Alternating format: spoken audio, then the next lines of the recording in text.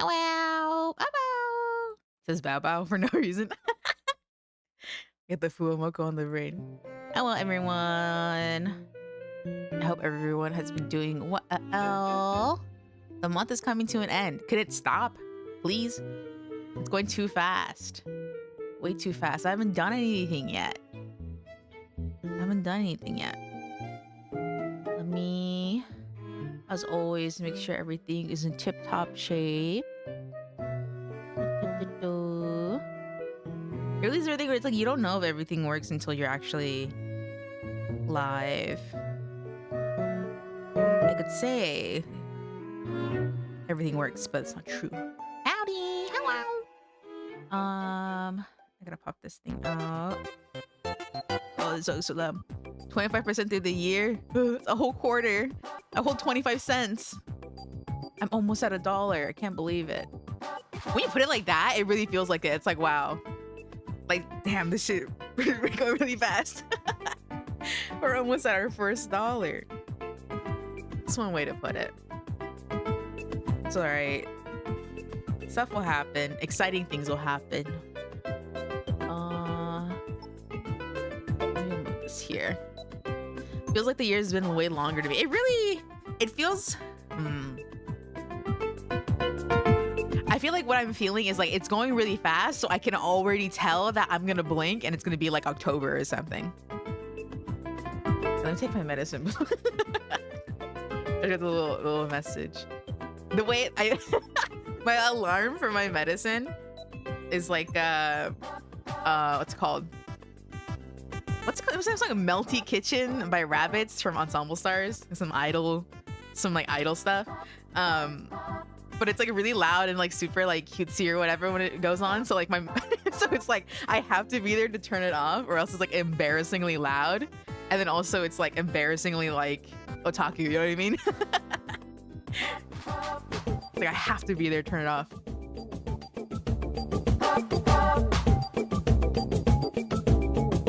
I wonder if you heard the water sips. They didn't mute. All right, that's fine. A long 3 months. Time is crazy. So crazy.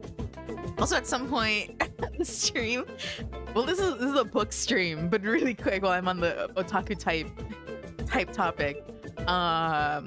Ina and Kiara from Hololive EN are having a concert. Right meow. Holy smokes. And there's a free part. And I hope, because it's on Ina's channel, so I think Ina's gonna be the intro for the free part. I didn't watch it. I didn't buy a ticket, so all I saw was the free part yesterday. But the free part yesterday was Kiara, and I like Ina, and I want to see Ina, so I'm waiting for that. But I will still talk about my books. I just want to mention that because I was like, whoa. She got this on the outfits. It looks so cute. Ina's so cute, and then Kiara's so cute. They're both so fucking cute. VTubers are cute. Big surprise that no one saw coming ever. Let's see. I'm gonna open this canvas here. I like this idea of having a little mini canvas. Doing the Ina bracelet? No. You know, I feel I think about things like that. Like when have I ever won something? But when I think about it, it's like I kind of have won stuff here and there throughout my life. Like I've not been completely unlucky. Like when I was a kid, I won. Well, actually, I don't know if it counts as me. It's like my parents. When I was a kid, we collectively as a family won tickets to Disney. Because we went to one of the Disney on Ice performances. And then they did like the little like spotlight thing, and they put it on us, and it was like, you win, whatever. And we were like, oh my god. It was like I vaguely remember that because I was pretty young. Like I was probably like 4 years old or something. And then it's like, I won like probably a single giveaway or like raffle on Twitter, like that an artist did. It was really cool. I was super happy that I won that one because the artist is really goated. But in terms of like other stuff like that, like raffle type giveaways, those are the only two I can think of that I've ever won. Look at a list of things that I've read. I think it's updated. They finished a book yesterday. Sometimes I just get lucky in thrift stores and stuff more often than I win something. I guess there really is different expressions for luck, huh? There's like different types of luck. Like there's like, I guess like raffle luck and then like sweepstakes type luck, and then like luck and like getting lucky in any other sense, I guess, like stumbling upon something type luck or encountering something maybe. All right, I'm gonna make a list of the stuff I read and then we're gonna go through it. I'm gonna handwrite it and you're gonna have to do your best to read it. Let's see. Let's do a standard pen here. And zoom in. Okay, the first thing was meta. If I spell it wrong, no, I didn't. Meta. More. Emphasis. The book, not the manga, although I have read that and it really was like whatever. I'm not gonna go on that, but I have read that. Truly neither here nor there. Damien. Actually, is it Damien or Demian? Which one was it?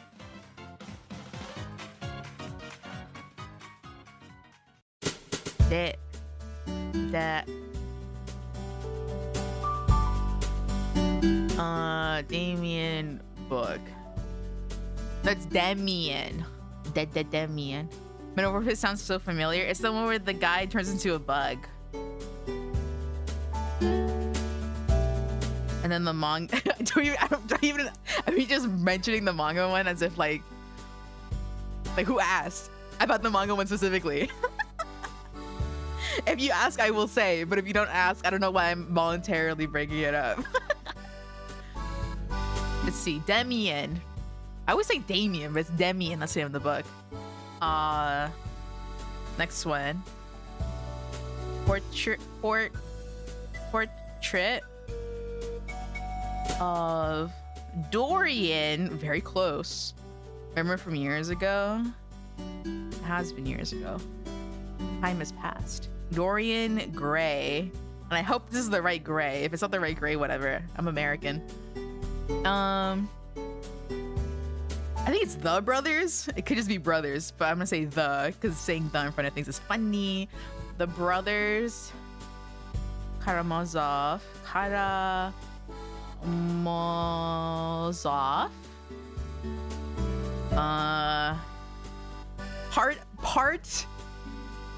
Don Quixote. I had to stop because it wasn't I wasn't really feeling it, or at least I thought there was greener pastures elsewhere. Part of Don Quixote. I think I'm probably like halfway through it, which I can say is like I basically read it. Don Quixote. Farewell. Bye-bye. 2 arms. East of Eden. Bro, I'm literally the reader. Look at all these fucking books. Crazy input. East of Eden. I think it's the Virgin Suicides. If not, then it's just Virgin Suicides, but Virgin Suicides. Am I gonna get dinged for saying the no word? It's fine. Who cares? It's a book. And then like water. A Sancho Panza kind of guy. He was interesting. He really just went along with what Quixote said. Like he wasn't, he was better than him, but it's like in some degree, but like he also was quite the fool. Like water, for chocolate, I think is the name. Is it for chocolate or like chocolate? I think it's for chocolate. Hello. Okay, this is a list. Metamorphosis. Cut off a little bit. There you go. Oh, the arms, dude, I still need those. We'll say goodbye. They're mine. Doing posts about characters crying over 9/11. The one where it's like a million characters from a bunch of different franchises. It's straight up weird. I think a lot of people just make them unironically now, but I don't know. I feel like the first one feels so deviant art, like deviant. Yeah, I don't know. I don't even know how to explain it. So deviant art about it. Okay, we're gonna start with Metamorphosis. I have like a million things in my ears. Villain memes are mad loser DeviantArt users, but it's fun. I'm sure they find it fun. I was thinking of Igor from Young Frankenstein when thinking of Sancho Panza. You know, I haven't seen that movie, and like I was like, the age to watch that movie, I suppose, when it came out. Wait, am I thinking of something not Young Frankenstein? I'm thinking of fucking literally the movie called Igor. Am I stupid?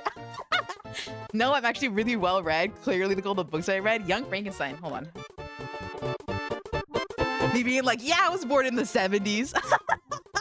Yeah, I'm from the 70s.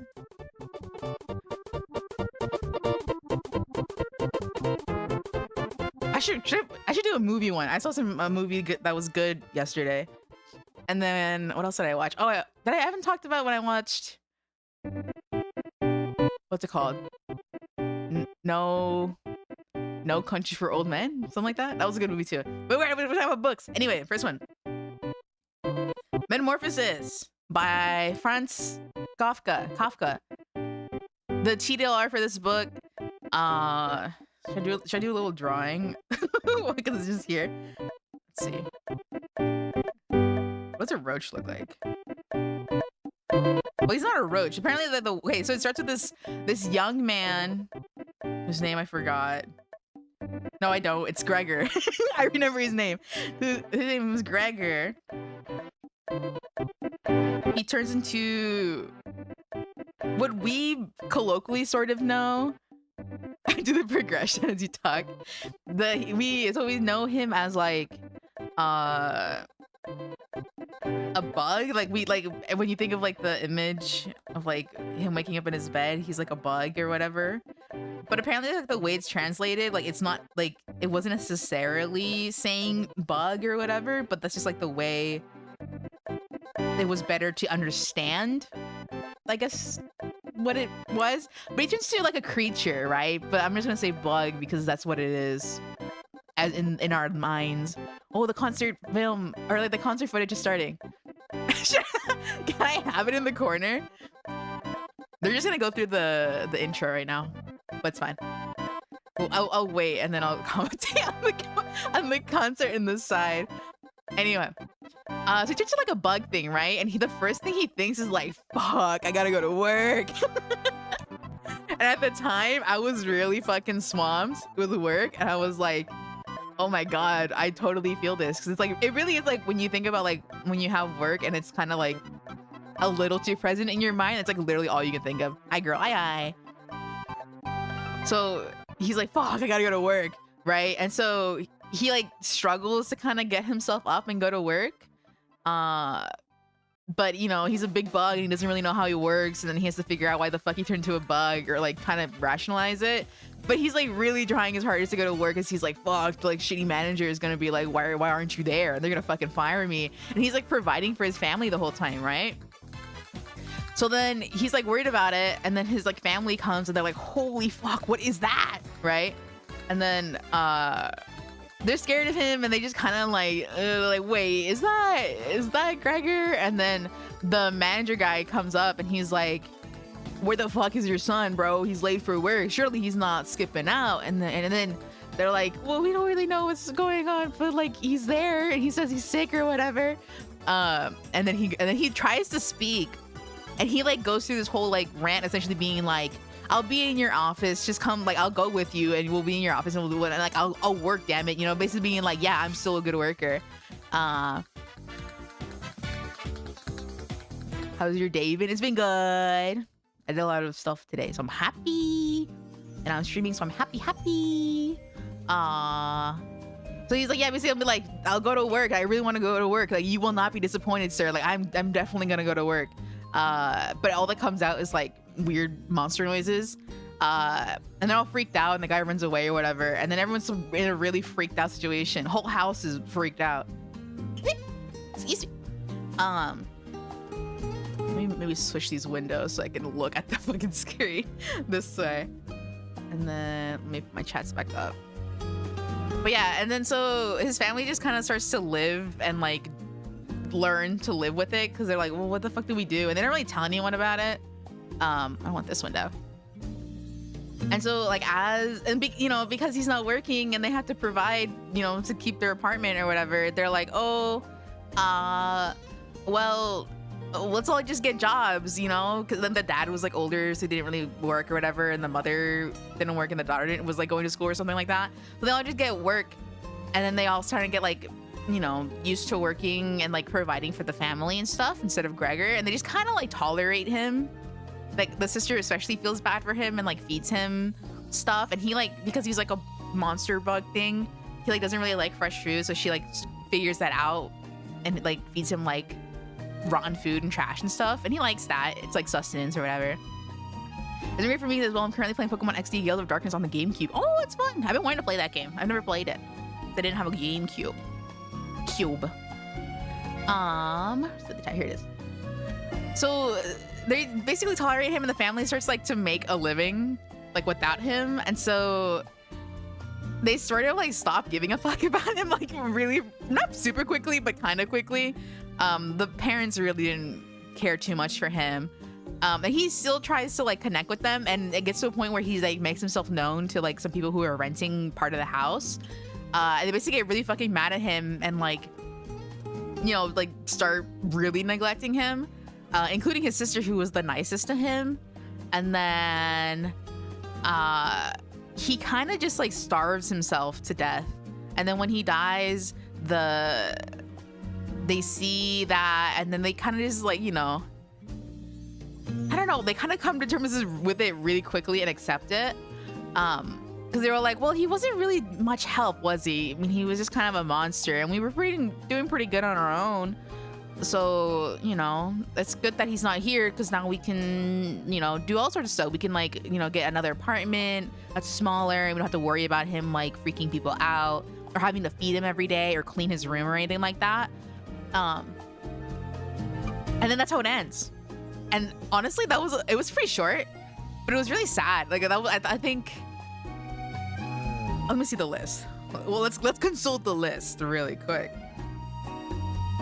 Zooms out. Because right now they have that game on the Switch where you have to wonder, do you want to pay $200 for the actual game or for the Nintendo Online subscription yearly? They really got a chokehold on people with the subscription plus the premium one, where it's like you can play more games. It's so ridiculous. Nintendo's really good at getting money. It was kind of already dead to them at that point. 100%. It was like they really didn't even, you know, think he was alive or like care. Like he wasn't a real thing to them anymore. It was really sad. It was a really sad book. And then like I guess it's how quickly it became evident that they really didn't give a fuck about him, especially like when it's like he was the provider for the household and he was really proud of it and like really, you know, like that was his thing, you know. So the point that when like he woke up a creepy little guy, he was like, I gotta work. It was really sad. I think I would say out of all these books, that one's probably the saddest. Probably, I would say it's probably the saddest, honestly. Like point blank, just kind of like pitiful. And it's like makes you think like, what are you worth to people? You know what I mean? And he wasn't particularly worth much to his family at all, you know. It kind of had, it was like a reflective type thing, like how some people aren't worth anything to the people closest to them, which is really sad. The book is full of existential worries. It is.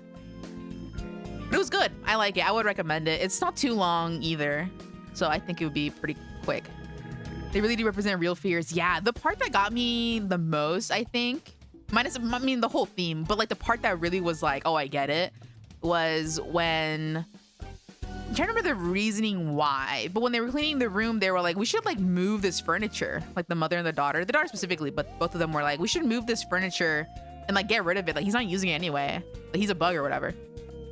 So they like started to try to remove the furniture, and he was like, no, like not the furniture. Cause like that was stuff that he would use and he was like attached to. My brain going,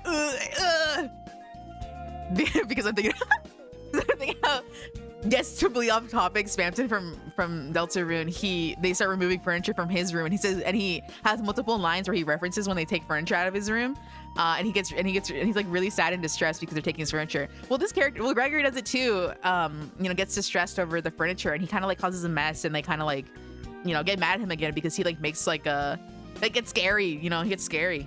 He's showing his like primal attachment to his furniture. Did you see the new episode of Amazing Dojo Circus? It's really amazing. Yeah, I have seen it. It was really good. I can't wait to see how it goes and how it ends. The concert's starting. Bah! I can watch these VODs, right? Like I can go back and watch it. I know you keep such just because it's misogyny. Me too. I'm very like materialistic person. So I think that's why that particular scene was like the most impactful in the book to me. But yeah, that was Metamorphosis. Nice and short. A lot of people are pretty familiar, at least with the bug bit or like the general premise of it. But like I think reading it is really different than like just seeing how people. Oh, she's singing the taco song. Oh. Me like doing a million things at once on my screen, streaming and then watching the the Ina concert. I don't know. The preview stay up. I don't know. I'm not sure about the other stuff. I thought it was the preview stay up. So I'd like to see it fully later. My phone is like full of screenshots that people posted from yesterday's concert of like Ina's concerts. Oh my god, she's so cute.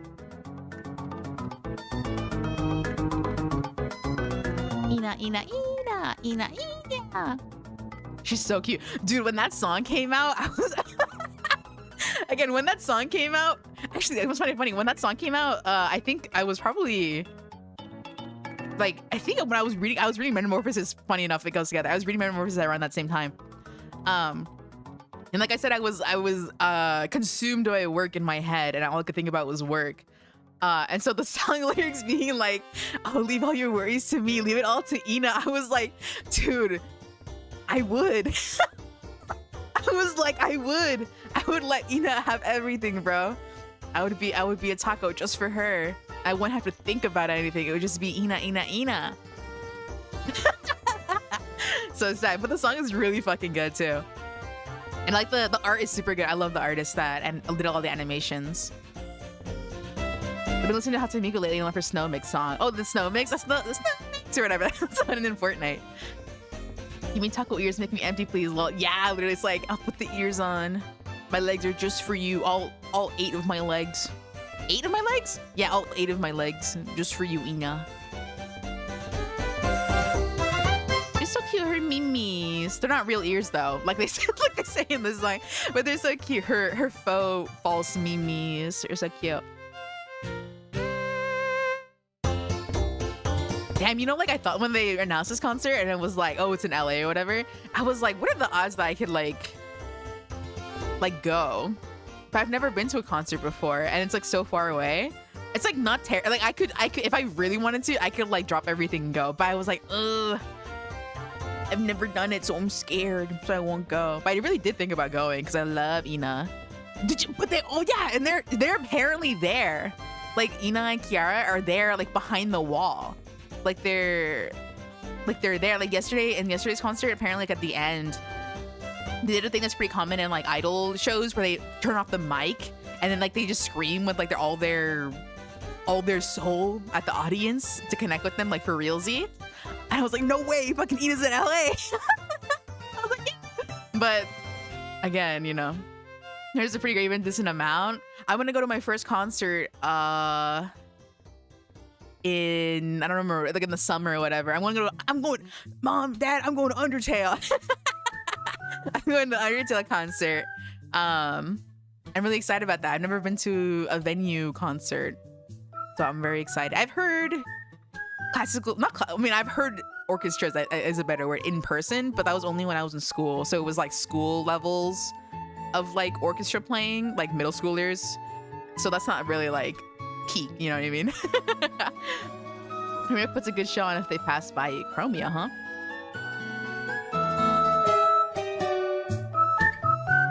I wonder what the next song is. We'll see.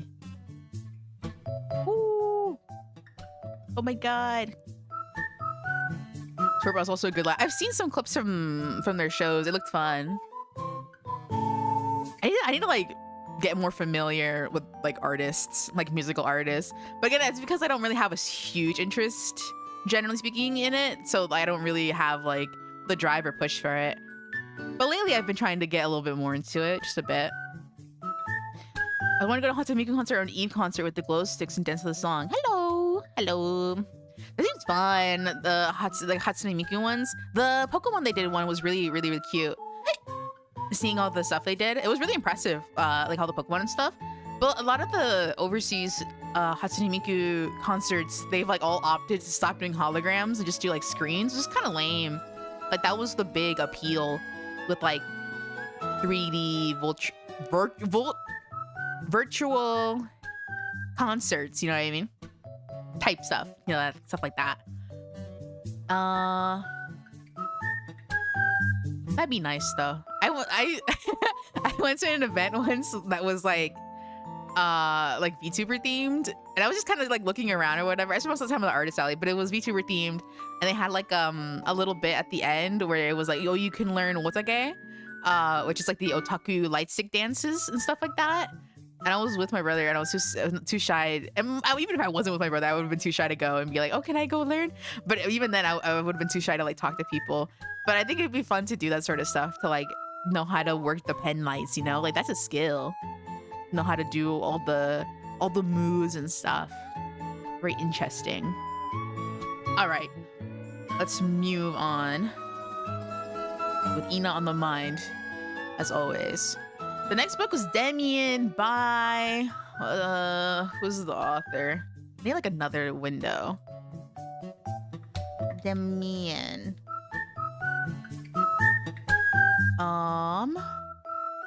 By Herman Hesse. It was from 1919. This is an oldie.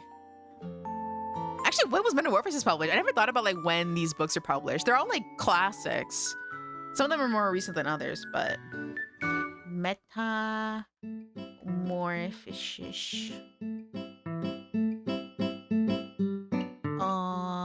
Book 1915. Okay, these books are kind of like around the same time. From the 50s, the 15s, the big 15s. It had a sweet 15. It was like quinceañera. I was like recording something for a video earlier today, and like I was saying live 2D, but I didn't enunciate, so I kept saying lie 2D when I played it back, and I was like, I swear I said live, I swear. But this one's from 1912. Interesting. So Demian is a book. I think like the subtitle is like a story about boyhood or something like that. It is, but there's like a weird element to it that it's like I found it more interesting than anything else. Much older than I remembered, yeah. Eve's pretty good song artist. I like Eve. Eve's really cool. I've liked Eve since they were just a cover artist before they started making songs. Really cool to see them make songs. All Tomorrows and Blood Meridian. Wow. The Blood Meridian one sounds familiar. I'm trying to remember why it was familiar. I think maybe someone might have mentioned it, but I don't remember what it was about. The 50s, the era of rock music in the malt shops, the mama, the shakes. But we're going even further than that. We're in 15s. Okay, so Demian is a book. How do I describe this book? Is a little strange. But not super strange at its face value. I don't know what do I draw for this.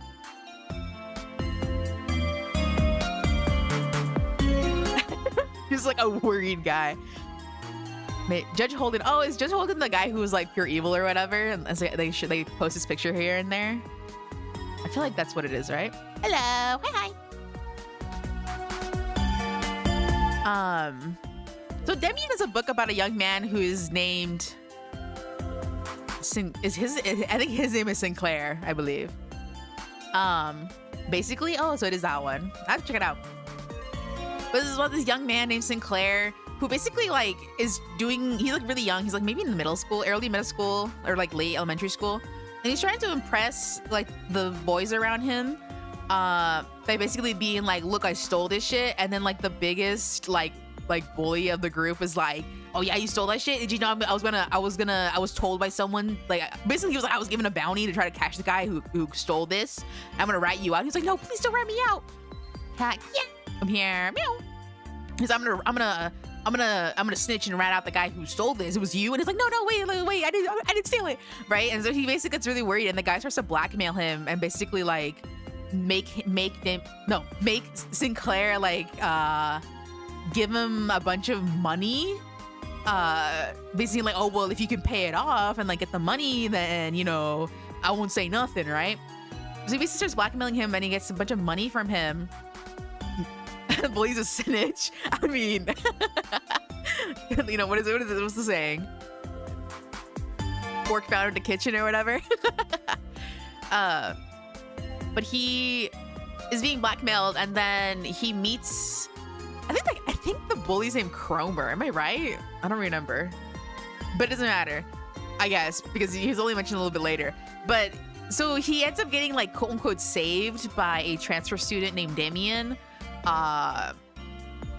who basically like, I don't remember the exact way he like gets him off his tail, but he gets Cromer off of Sinclair's tail, and now Sinclair's friends with Damien, and Damien is interesting, and he like talks to him about, fuck, dude, it's been like a month. Wait, I had to look up a little bit to refresh part of it, but they started like kind of talking about religion and like finding oneself, sort of. I can get a summary. Let's see. Speaking of book summaries, I was trying to like see if like, oh, should I like read Catcher in the Rye? But I was gonna do an audiobook for Catcher in the Rye because I've never read it. I know it's like a common book that people read in school, but I never read it, and I didn't have the experience. I don't know what the fuck it's about really. So I was like, oh, I should read that. And then I couldn't find a damn audiobook for it that wasn't like that was free on YouTube, because every video about it is like John Lennon related or like a Sparks Notes type thing, because everybody reads it for school. But it's like, I never read it for school. I never read it, so I want to know what it's about. But I don't want to read a summary because I'm cool and old and educated and I actually read things. I don't watch video essays about things anymore. Well, not even anymore. I don't think I ever did. I wasn't really ever a video essay person. Let's see. Okay, so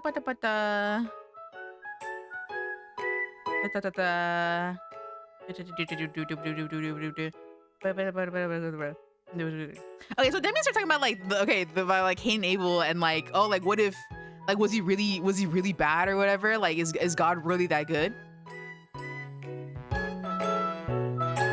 What the fuck? Bitch, a Pokemon battle just started. What's Superior's ability? The one that like makes the stats really high because it's like inverted or whatever. Got hit by like a super strong attack. And so like Damien basically like makes him sort of like question things or whatever. Contrary? Yeah, that's the one. That's the one. Got a choice between Catcher in the Rye and How to Kill a Mockingbird. I chose the latter. How to Kill a Mockingbird? Hold on. How to Krill a Mockingbird.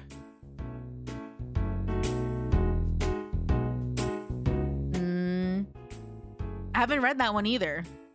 What was the book that I read instead? I think there was... Hi. Got a favorite K-pop group? It was Luna. They don't exist anymore. And I haven't been into K-pop since. But anyway, so Sinclair and Damien have a talk about like, you know, God, and like how it's like the way they teach it isn't like, maybe it's not particularly the right, and like there's like good and evil, you know, whatever. It basically like, you know, has him questioning it. And then Sinclair goes to school. He goes to a boarding school because he used to always send their kids to like God knows where, right? And he starts to live a life of debauchery. Lives a life of debauchery. And he's like drinking shit, and like he's like not going to class or whatever. And his folks are like, you know, fucked up about it, right? And he like, you know, just says, you know, as if you would know. Yeah, I think you know. He like has a moment where he like falls in love with like a woman, just like in passing, and like he doesn't really talk to her, I think, if I remember correctly, but he just kind of like falls in love with like the concept of her. And he learns how to paint. He paints a picture of this lady, of this girl that he like passed by. And he named her Beatrice after like I think like the character in Dante or whatever. Dante's Inferno. And he kind of just like has it as like an icon and like a symbol of like something good, I suppose, like a symbol of something good in his life. Whoa, the song. And so now he meets like a scholar type guy. My phone went weird.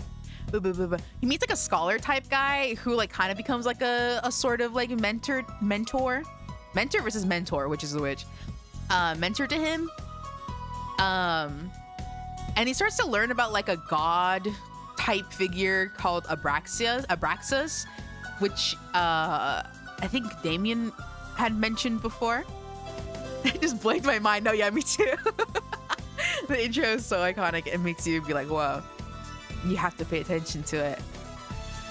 But he starts talking to him about like this like god figure that's like, you know, not necessarily like a traditional god, right? And then he like meets like another guy like who's a classmate of him who like kind of follows him around or whatever, and like he kind of like the guy kind of sees him as like cool and like sees him inversely like as a mentor, so it's kind of like that. Because he was like, you know, whatever. No, you don't. The terrible habit of saying, you know, no, you don't. I'm here explaining it for a reason. Let's see. What else? Okay, and then like skip to like whatever. He like goes and he sees Damien again, right? And he goes to his house and he meets his mother. And he's like really into his mother. Like his mother, like Sinclair's into Damien's mother. Like she strikes him as like a very, not godly, but like holy, but she's like on a pedestal. Like he really likes her and she's like kind or whatever. And he kind of really sees her as like a really, I guess, a mentor type figure too, but not really a mentor, kind of more like a symbol. And he realizes that like the picture he painted of like the lady or the girl, I guess, that he passed by earlier, that he uses as a symbol, looks like Damien and also Damien's mother, you know, because they're family, they look the same. It's like, okay, that's a little interesting that the painting that he painted of a whole completely different woman is his, I guess, friend and then his friend's mom. Interesting. That head came back to me and heard the Wii Sports music. It really gets you. You're doing the Skylanders Spires, bitch. I never played Skylanders. I wasn't really into it. But I remember all the commercials. Let's see. So then he sees the mother or whatever, and you know, you don't know. Holds my hands really fucking up. You don't know. Okay. So so it kind of just ends with like a war happening, like a war starts. And Damien has to leave to serve, you know, because I think he's older. I think he's older than him. So he has to go serve in the war. And Sinclair also, I think, because it was like a draft type thing. He meets Damien like at the end, right? In like the last bit. And it's kind of like, I don't know if it's like, I don't think he literally was there, but he was there, right? I don't know if it was a literal physical thing that he was there. Because he had been like, oh, if you need me, like call me, like just call for me. And he like was like, I want him here. And he did, he was there.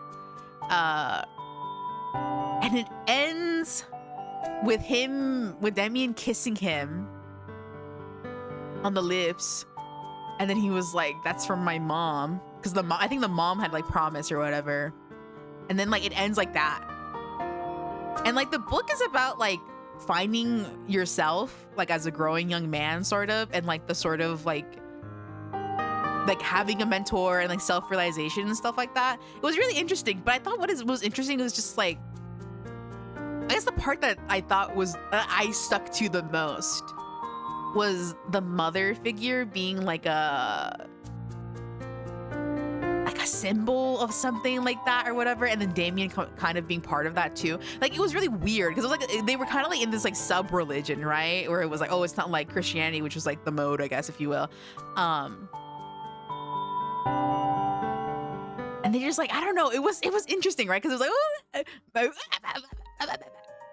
I don't know how to fully convey like what exactly it is. I'm like struggling. This is why I draw pictures and I'm not a writer. I just put pictures on the thing, pictures on my mind. I don't know. It was interesting. like the self-realization part where it was like he was living a life of debauchery and then he turned himself straight through thinking, not through like, you know, the religion thing and like, you know, being taught by people. And then at the end, like when he needed it most, I suppose, you know, and he called someone to his side and it was like, you don't need me anymore, right? It was like, you found yourself, so you don't need me anymore. So that's what Damien was. So like that kiss was kind of that, right? Where it was like, he would always use Damien to help him, and Damien would always be glad to help him. But at the very end, Damien was like, you don't need me anymore. And if you ever do, like, I'm within you. You know what I mean? Like, I don't have to physically be there, you know? And like the mother was, I don't know. Like when I looked it up at some point, it was like a thing where it was like, oh, all the women are just kind of like not really physically, like they're like just symbols, right? They don't play a huge part, but something about the mother figure I feel plays a bigger part than like, say, the Beatrice character that was like not really there, or like his sisters who were mentioned at the beginning or whatever. Like, I don't know, it was interesting. I think this was a good read. I would probably recommend this one to people who are a little bit of thinkers, who like to think, you know what I mean? Books from that period that talk about alternative religion or searching outside are quite bizarre, but it's that abstract nature that lets them feel a bit more timeless or relevant beyond their time. I really do think so. I like reading older books too. Like, I could definitely try to read newer stuff, but I like reading older ones. And there's a reason they're classics, right? Because like they've stuck around for so long. Your music's so relaxing. It is for BB. And then because the book, like, you know, tickled my brain like enough at the end, I like looked it up, and then one of the first things that came up was like a Reddit post of like this guy being like, I'm in high school, I don't like reading, I hate reading, they had me read this and I don't fucking get it and it sucks, right? And it was like, okay, for one, it was like, I was like, I'm not surprised you don't get it, because like if you're like a young man in high school, like this book is like low-key about you, man. Like it's low-key about you. Like it's about a young man trying to like figure himself out and like, you know, get a direction in life, sort of. And if like, it's like low-key about you, bro. Like this is your peer, you know? Like if you don't like reading this, that's another thing. Like if you don't like the material, then you're not probably gonna engage with it properly, or the medium rather. Really reading a book by Phil Robinson to make you rest in peace. We all loved him. I don't know who that author is, but if you say he's goated. It was pretty odd to realize even 100 years ago people had these thoughts despite the world being so different. Yeah. Well, I didn't hear my nose.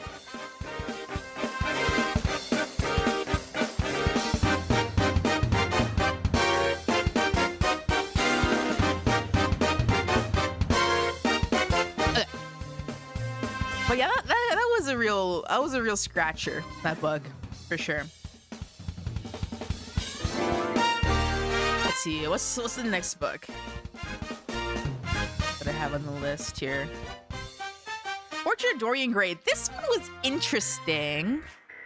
Also, they were all interesting. I wouldn't really have, you know, thought about reading them if they weren't, but also that was on the cusp of World War I as well, so people definitely had those worries. I think a lot of these books, like, at the very least, where's my pen? This one, or World War I. I read these back to back, so I was like, whoa, interesting. That World War I was kind of in the background of these two. It's in the setting of the book. Martin was a man of God, a father, and the founder of the documentary. He recently passed away in 2025. I see. That's pretty recent. Okay, Portrait of Dorian Gray. The little doodle for this. It's gonna be. That looks like such a that one stick guy.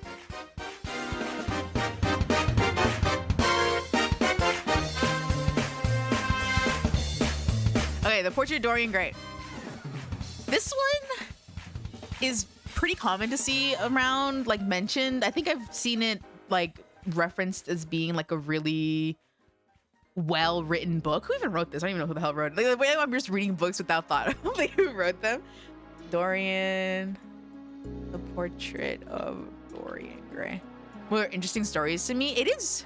What the fuck did I write? I literally wrote a bunch of gibberish in the search. Portrait of Dorian Gray. I wasn't sure what this book was about when I first picked it up. I just knew the way I spelled it in like American English. Yeah, okay. The gray is different. I didn't know what this story was about, but it ended up being kind of one of my. I like the plot a lot because I like sort of things like this where it's like not supernatural, but like weird stuff like this happen, but it's so integrated into reality that it's like you don't think twice about like the fantastical circumstance of like what's going on. And in general, I thought it was a pretty simple plot and it was done very well. Oscar Wilde is the author. The chat spec goes, I lost it. Besides from old books, I do love some old comic books. Nice. It's good to read old stuff, like I have been. One of the main examples of emo band that people quote. Yeah, it was an interesting read. So the Portrait of Dorian Gray is about this painter guy. Well, it's not about the painter guy, but it starts with this painter guy who paints this young man who he basically gets so smitten with that he meets at a party. This young man named Dorian Gray. He gets so smitten with him, so not addicted, but like a little obsessed with him. He's like we were fated to meet. Like I didn't want to meet him at first when I saw him because I knew I would get like, you know, attached to him or whatever, right? So this guy's got, you know, he's got, you know, I don't know, fucking top pheromones or some shit. People love him, right? But Basil likes him, and he's like, and Basil's a painter, so Basil paints the portrait of Dorian Gray, right? And Dorian Gray is like a nice, young, free spirit type guy or whatever.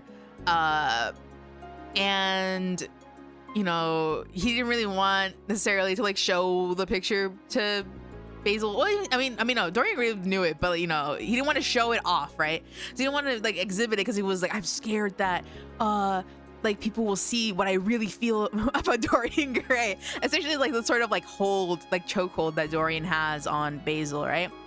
I don't remember the fucking, what's the name of the asshole character that really puts this shit into motion. It's like ridiculous what this character is like. What's this character called?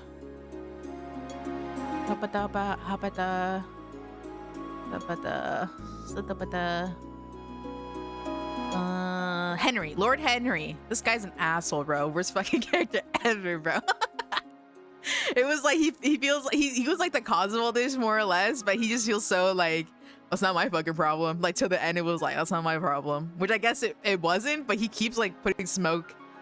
What is it? No, putting fire to the flames, you know? Anyway, so this Lord Henry guy is like, Basil, you gotta show the portrait. And I was like, oh, I don't want to, whatever. And then Dorian Gray ends up meeting Lord Henry when Basil like explicitly was like, I do not want you to meet him because you're gonna fucking corrupt him. And he was like, nonsense, right? And he fucking meets him, and then he like basically was like, they all look at the portrait, and then Lord Henry tells Dorian Gray, basically, it would be nice if like if you stayed young forever and beautiful like in this portrait, because you know eventually you're probably just gonna get fucking ugly and old and shit or whatever. Like this is like, you know, like this sort of like, this is it. Like you being beautiful now, like this is it. Good fucking luck, right? And Dorian never really thought about it, and he was like, shit. Like he basically like scared the fuck out of him, like gave him an existential crisis, being like, I'll never be this beautiful again. Like I have, like, this is as beautiful as I'm gonna get, and from this moment on I'm only gonna get uglier and older and, you know, whatever, right? So Dorian gets the portrait, right? And like at some point he like basically he falls in love with a actress and from like a lowly theater or whatever. He doesn't really, it was like they really don't know each other, you know, like personally anyway, but like they don't really exchange names at all until like I guess the very, very end, if that.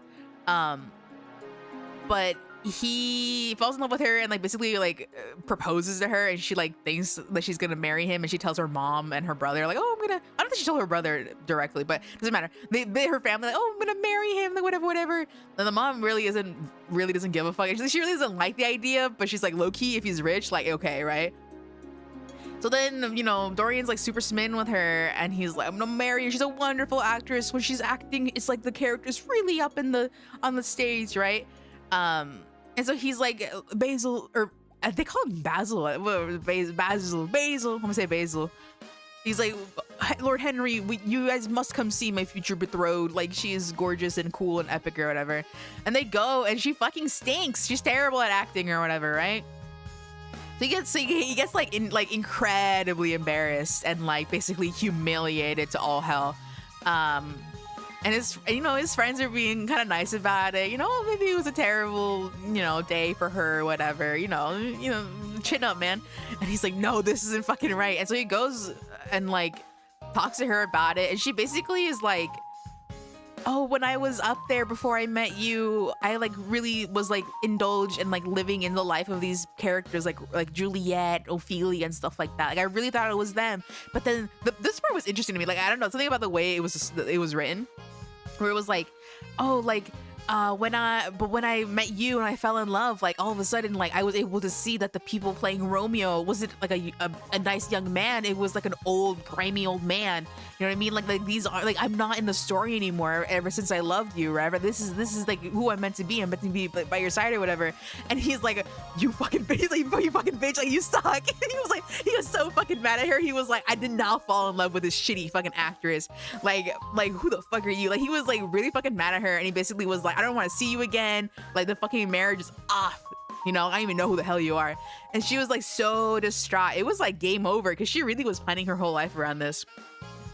And so he like leaves her and like, whatever the fuck. And then she ends up dying, right? And they assume it's sort of suicide. Like she was like leaving with her mom, leaving the theater with her mom, and then she's like, oh, I forgot something, let me go back or whatever. And then she's like died, and I think it was like through ingestion or whatever. But they kind of like, they were like, oh, it's probably an accident, but it did look suspicious, right?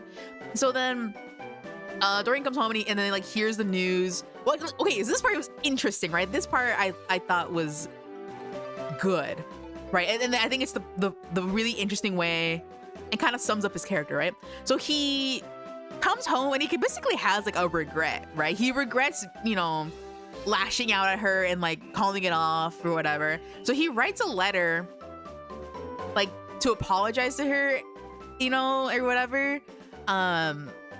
And then when he's done writing the letter, he feels better. He's like, I did my thing. Like we reconciled, like, or whatever. And then he gets the news that she's dead or whatever. And they're gonna do like an investigation, and they're probably gonna suspect him, because I think it was like, whatever, right? Because I think they mentioned him or whatever at some point, right?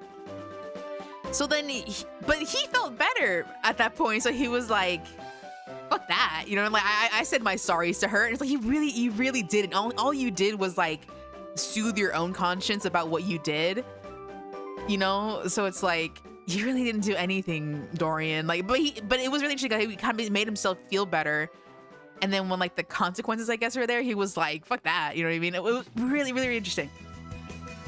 He really wrote a crap letter and went grief to. Yeah, it was like on and off. He was like, I'm over it, it was like how a child like gets a new toy and then like breaks it, and then like gets like sad about it, but then they get a new one, or like they get over it really quickly when, what I mean? It's just like it was like at the drop of a hat, right? So that happens, and now he's like, well, shit, like I gotta like lay low for a while, whatever the fuck. And he's still living his life of debauchery or whatever, whatever. Like they won't suspect me. Like what the fuck? I shouldn't even know my fucking name. You know what I mean? So then he kind of lives life or whatever. I'm trying to remember the order of this exactly, because it's been a hot second since I read it. There's a point where, okay, so Sybil's brother was a sailor and he went sailing off, and then he came back, and then his sister's dead. And he remembered the nickname that they call Dorian, that she called Dorian, which was like Prince Charming or whatever, right? Dorian is like, not feeling well, and he's like running away from something, as always, right? And he goes to like an opium den or whatever to like smoke his shit out, right? To like forget about it. And he, in passing, like someone calls him that, and then the brother's like, hey, you're Dorian Gray, whatever the fuck, or whatever. And it's like, no, I don't, like, I'm not whatever the fuck. I'm not him, right? And then the key point is like Dorian, it's been like maybe like 10 years at this point. Dorian still looks like 10 years younger than what it actually is, right? And it's because of the portrait. like he realizes at some point that the portrait's aging and like taking on his sins. And so he feels like bad about it, but then he's like, wait, this is actually kind of epic though. Like as long as the portrait keeps all the sins, then I can stay young and cool forever, and like no one thinks twice about it. Get some sleep, good night, good night, good night. So he's been kind of like using the painting as a crutch essentially to like take on everything. So then when the guy was like, you're the guy who like fucking killed my sister, and then some lady was like, that can't be. Oh no, he said, Dorian was like, that can't be me. Do I look like a man of like, I don't know, 20 something? I'm like, or like a 30 something. I'm like 20, bro. And he's like, now that I look at you, you do look quite young. Like, shit, sorry, I almost killed you. Like, I don't like, you're not the guy, right? And he leaves, like Dorian like exits escaping, and then the brother talks to like some lady that was there, and she was like, why didn't you fucking kill him? That was literally him. And he was like, what? It's like, yeah, that was literally him. Like he just hasn't aged for whatever reason, but that's literally him. And he's like, fuck, I let him go, right? I was like, well, that's interesting. A rotten corpse in this place, a pretty rad visual. Yeah, has there been a visual, like a movie from this, adapted from this book? I feel like I never looked at him. Literally him, literally him. I don't. It was literally him. So he gets away, right? But now Dorian is like, Dorian thinks he's basically still being pursued, but like eventually he like, it's been enough time that he like forgets about it or like gets comfortable, right? He gets too comfortable and he forgets that someone was literally after him. Literally after him. And so one day he goes out hunting with his boys, and he's still kind of paranoid. He still kind of doesn't want to leave the house, but you know, he was like, well, it's been, far enough time has passed. So he goes hunting with his boys, and they're hunting in like a pre-established like hunting grounds or whatever. And his homie's about to like shoot a rabbit, and like Dorian has like a moment of like being like, he like feels bad for the rabbit, and like something is him like, wait, no, like don't kill it, right? And so he moves his Brody or whatever, like distracts the Brody just enough that he like shoots it and doesn't get the, or like, no, he doesn't distract him, I think, whatever it is the point. The point is like he shoots and like they hit a guy, right? And they're like, oh fuck, like you hit one of the workers here at the hunting ground. And then they were like, oh, well, that's really sad and unfortunate. And then like they lugged the guy out, and it was like, oh, he's dead. We'll figure out what had happened, right? He's a character in the movie League of Extraordinary Gentlemen. Is basically the adventures of classic literature. The name of that sounds familiar, but I don't think I know anything about it other than that title. But yeah, the guy's dead or whatever, and then the main guy, like, or the owner of the hunting ground comes over, and Dorian like feels bad about it, and he's like, oh, just tell me how much to give, I'll write you a check for like whatever money that is like family can have, or like can have in like compensation for like the death of the man or whatever. And he's like, no, actually, bro, like we don't know this guy, like we don't know him, like he looked like a sailor. And he's like, wait, he looked like a sailor? So then they go to the place where they're holding him. It's like some stable place, like a horse stable, and he's like, my God, like this is a motherfucker who tried to kill me, right? And he was, and then he felt like delighted, or like a weight off his chest, being like, the one guy who had a fucking hit on me, like he was probably there to fucking kill me, right? He felt like happy and like relieved, if you will, that he no longer had any ops. You know what I mean? Like it would, like he was good. So he goes home or whatever, and then at this point, Basil is like, he like passes by him. They pass by each other on the street, and like Dorian was like 100% gonna ignore him, and he was like, I'm gonna pretend I don't see him. But Basil sees him, and he's like, wait, Dorian, is that you? And it's like, oh, fuck, I don't know, I talk to him now. But he goes, and they talk and they chat or whatever. It's really late at night at this point, but they go to chat in Dorian's house, and Basil's like, I'm gonna go to France and I want to show your painting, or I think, yeah, I want to show your painting, right? I'm gonna go train and I'd like to show your painting or whatever, or yeah, I think whatever, right? At least I'd like to see the painting, right? At the very least. And Dorian's scared because the portrait is fucking all full of sins and ugly and gross and rotten and stuff. And he doesn't, at first he's like, no, you can't see it. And it's like, if you really fuck with me, like you wouldn't ask to see it. You wouldn't even ask to see it, bro. If you really fuck with me. And it's like, well Dorian, like, what's going on? Like, and then basically Basil was at that point, he's like, you know what, like, fine, like, I don't want to look at it, bro. Like, if it really means that much to you, like, I won't even ask anymore, right? But then something, Dorian basically is like, fuck, fine, you want to see it? Fuck, fine. Like, he just gives in. It's like he was gonna leave, bro. Like, he could have just said no. But he, like, gets frustrated. He's like, fine, you know what? You want to fucking see it? Fine. So they go see it. It's like, and it's like this secluded part of his house that's like locked up normally. So they go see it, and then Basil's like, what the fuck? Like, oh my god, Dorian, like, this is like, what is this? And it's like, this isn't the same painting. And it's like, no, bro, it literally is. Like, I don't know what the fuck is going on with the painting, but like, this is the truth, right? Like, this is it. And Basil basically tells him like over and over again, like, you have to repent, like, you have to pray. And the Dorian's like, what do you mean pray? Like, pray to what? Like, that won't even fucking help me. And it's like, no, you have, like, did you learn how to pray, like, as a kid or whatever? Like, it doesn't matter if you're not really, if you're religious now, like you have to pray, you have to ask for forgiveness. Like, this is like serious shit, right? And Dorian basically gets so fucking mad at him, and like the way it's like written, the way it's described, how quick he was to anger, and like the type of anger it was really interesting. I wish I fucking like wrote down the quotes or whatever. But anyway, it was really interesting. So then he is so pissed, he just kills him, like straight out just kills Basil. And he's pretty calm about it, if I remember correctly. Like, he just kind of like accepts it, and he's like, well, you know, like, thank God he's dead, but like now I gotta fucking deal with it, right? So then he had a friend who was like some science guy, right? Some guy who went to science school. And he like asks him, he like calls him over, and he's like, I need a huge favor from you, bro. And the guy doesn't fuck with him anymore because like Dorian's been living a life of debauchery and like not good. He's a terrible person and a terrible friend, you know? And the guy was like, I don't want anything to do with you, right? The older he gets, the more less he becomes about being terrible. No, yeah, it was definitely like, he probably could have played the game a lot longer if he didn't become so complacent with like the way things were, like how well things were going for him. But yeah, he has this Brody, like, you gotta, like, I killed someone, you gotta dissolve the body, you know, you gotta get rid of this thing. And the guy was like, I will do no such thing. Like, the terrible deeds you committed, I won't say anything, but I'm not gonna be involved. And he like shows him something, which is basically just a blackmail, and he's like, you gotta do it. And the guy was like, fine, but like, do not ask anything of me or whatever.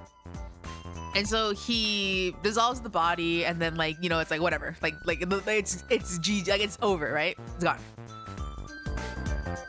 And then at the very end, when like you think things are kind of just like have gone perfectly for him, I suppose, he like looks at the portrait again, and it basically just kind of like overwhelms him, and he comes to the conclusion sort of where it's like, if I get rid of this painting or something like that, like will this all just be over with, right? Or like, will like, you know, like will I no longer have to face these sins, sort of thing, right? So he like stabs the painting, and you know, because it kind of is like a one-to-one of him, I guess you could say, he basically just ends up stabbing himself in the heart, and then his body becomes the portrait, and the portrait, like, they basically, the body and the portrait switch and like go back to their rightful owners, if you will. And then he's like dead, you know, but like when they find him, it's like, is this really him? And it's like, no, that's him. Like, this ugly rotten guy, like, that's him. Despite what he looked like at the end, right? So it's like that, and it was really interesting. A nice and simple plot, pretty well written character. I really liked how Dorian's, like, I guess, descent into egoism and vanity was like written out, because he starts off like as a very carefree young man, and then like almost rather quickly, like once the whole Sybil Vane stuff happens, like he really goes downhill. And the way it's written too is nice and like understandable, with like just the right amount of like description, I suppose. It's pretty good. I would definitely recommend this one if anyone has not read it. I don't think it's particularly long either, if I remember correctly. But it's interesting. I think also like the concept too in general of like a portrait taking on the form and like taking on the sins or whatever. I thought that was very interesting. I like sort of like concept like that where it's like a little, I guess, a little supernatural, but like not so supernatural that it has you like asking why, like why did this happen, right? Like not everything needs justification. It just has to be. It just is the truth, right? I have to accept it the way things are circumstantially. Because then if you start asking too many questions, like of course things have holes in them, but it's like, but magic though, but whimsy, you know? The concept is definitely something that feels worth expanding. I wonder, I mean, this is a very famous book, but I feel like I haven't particularly seen too many references to it necessarily, which is interesting because it feels good. I don't know. It was good. How long have I been streaming? I'm probably like, let's see. I've been yapping about only 2 books, and then we'll see. Oh, actually, did I do 3? I did 3. Okay, these next ones. Let me cross out the ones that I did so that I can keep track. This might have to be a 2-parter. Metamorphosis, Demian, Dorian Gray. Don Quixote one is really simple. I can just do that one very quickly because I feel like people generally know the bit. I actually don't have too much to say about it. This fight, I guess, is probably one of the most referenced ones on this list, probably. Like, I feel like you see more references to Don Quixote than anything on here, but to me, it was just like, I don't know. To me, it was not what I was usually into. It was quite long too. I think was what the bit. I have the physical copy. It was quite long. How am I gonna draw this?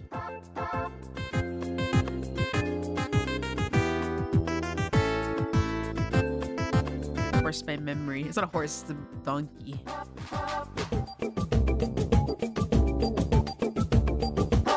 League of Extraordinary Gentlemen is worth checking out just for Dorian's visuals. I'll definitely take a look after.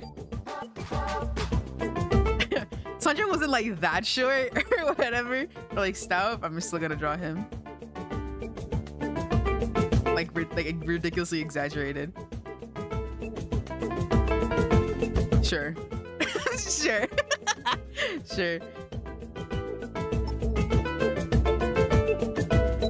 And then there's like a fake, it's like an in or whatever.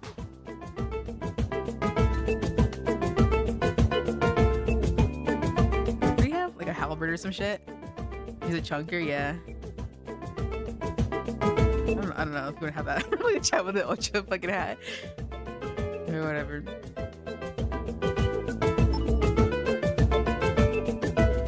Okay, Don Quixote. The regular house. Don Quixote is, you know, the general thing is like he was like a fairly well-off older man who started reading a bunch of novels about knights, which at the time apparently was like basically seen as like bullshit, like low quality, like low brow type of entertainment.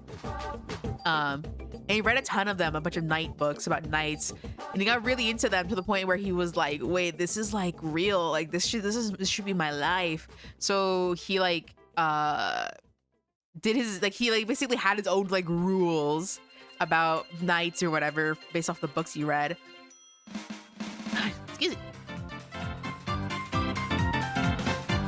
Okay, based off the books he read, and with those in mind, he like, you know, got some, you know, bare necessities of what he thought was a knight, you know, like a you know, his armor, his steed, his sword. It was a halberd. It was like something else, but you know, his weapon, and he set off on a journey to be a knight right? And he had this like delusion of like a beautiful woman named Dulcinea, which was like based off of like a real woman that he's seen before, but like it like wasn't her name at all. Because he like gave her a name that was like, well, if she's gonna be like a beautiful maiden, then she's gotta have like a name worthy of it. And then along the way he meets this guy named Sancho Panza, who he basically like convinced. He's like a grown ass man with like a wife and kid. I think he had a kid, but he at had a wife, but he had a family, you know, whatever. And he like convinced him like, bro, trust me, like be my squire or whatever. And then like when I get like some epic spoils, she's a prostitute. Oh, okay. Yeah, he basically just makes shit up. It was really, like he just like makes his own story about stuff. She was like from another town, right? I think that's what it was, or part of it was. You would know, he should go to school. Anyway, but like he like convinces Sancho Panza like, bro, whatever spoils I get, like whatever epic spoils I get, like the squire gets the ones, like gets other like a cut of it, and then you also get like the like when I get the girl, you get like her bestie type shit. And he was like, really? Like I get all the riches or whatever? And it's like, yeah. He's poor as hell, he actually needs the money. Yeah, like I feel like the incentive was big enough for him to go. But still, it's like I feel like a lot of people they encounter like clearly see like past Don Quixote's like character and like that he's playing or that he believes he is, and they're like, oh, this is just some guy saying shit, right? But like he was just like Sancho Panza was like desperate enough that I was like, yeah, this can be real, right? And so they like go on like a little journey, and like they do the little misadventures, and he really just plays like quite the villain for a lot of it. Like he does some good here and there, but like most more than anything, he really just like fucks things up and like destroys property. But like people, like there was like a bit like where they go to the inn and he like it's like a meeting of people sort of. He like brings people together sort of like unintentionally. What was it? It was like this woman who was like cheated on by like some guy that she was like to wed or something or whatever the fuck, and like she wanted like sort of revenge on it, so she kind of like convinced Don Quixote like, oh, you gotta beat this guy up or some shit. But then they meet and like they reconcile or whatever, and this whole thing, right? Like the details are getting like fuzzy, but essentially it's like shit happens or whatever, and like Don Quixote's kind of just there. He like brings them together sort of, but then he like, you know, continues like fuck shit up and like just kind of like, you know, destroy property and then like beat people up, and he like kills a guy I think too here and there. But anyway, that's just like, I don't even like the details are like whatever. But this is as far as I read, because they go on tangents too, not tangents but like side stories. Like there's like one character, I don't remember if it was like the priest character that shows up, but like some guy just goes on like a story about another guy, and you know, it's like it's pleasant enough, but it's like not related to the main plot. It's just like a side story that is like within a story. I was like, okay. Anyway, my recommendation for Don Quixote is like, I guess if you have the time and you like this sort of story. To me it was fine, but because it's kind of long and not necessarily on Don Quixote the entire time, like there's a lot of side, like not side characters, but Don Quixote is kind of just there for a lot of the scenes, at least for the section that I ended at. So I was like, I don't know, like I feel like I'd rather just skip around, but I can't because it's an audiobook. Like I was reading an audiobook, but I'd like to see where it goes, but it just wasn't enough Don Quixote. It was just a lot of like side stuff. It was interesting though, but there was greener pastures for me, right? I had other books I wanted to read.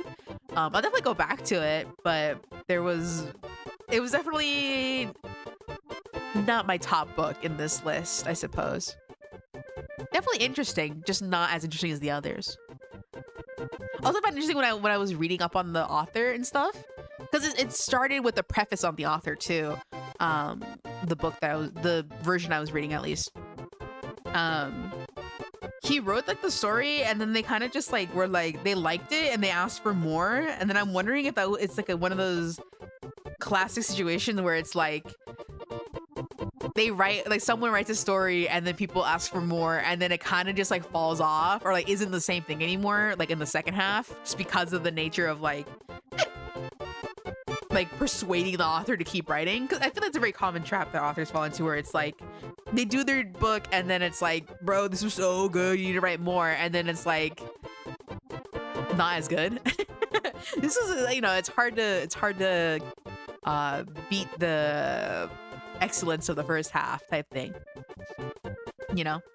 He said medicine doesn't even realize it because his code is full of holes. Yeah, I think convince him super easy, like random shit. It's like, oh, but did you know that knights are like this, and like actually like they whatever. Like really early on, you see they convince him of like other things. Like he just believes it. He's like, oh, I probably haven't read that, you know. It's like, oh, okay. So that was Don Quixote. That's what I read of it. There's the red record. Sometimes they add to it years after, and the author's no longer in the same place they were when they first wrote it. Yeah, that's why I feel like it's really TBKW.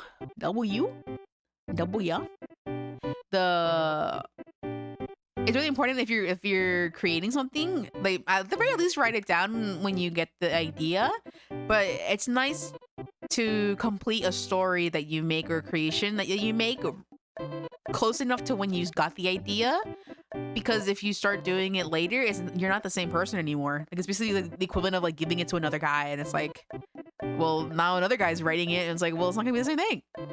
That's why I feel good that the webcomics I did, even if they weren't like polished or anything, I feel happy that I did them at the time I did, because I do not think and like feel the same way or have the same emotions that sparked those webcomics. Like I definitely could, right, if I wrote down the ideas, but like I can't tap in 100% to the in the moment emotions that created the story. You know?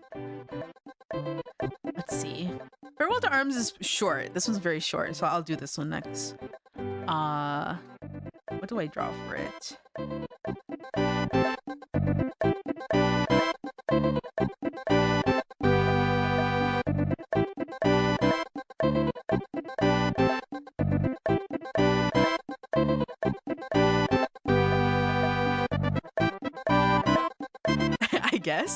I guess this works. There's just something right out of duress or stress for sure. No, yeah, it's like you really can't get that back.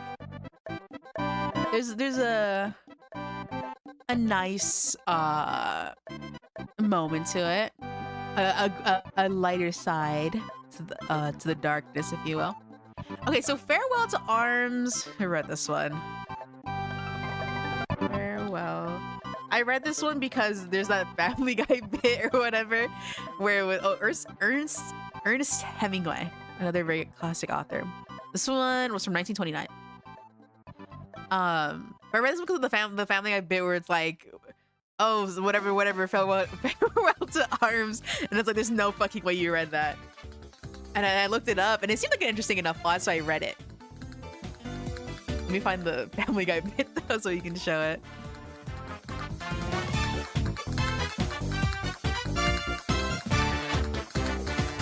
Can't be a stream without having a little bit of a video section, as always.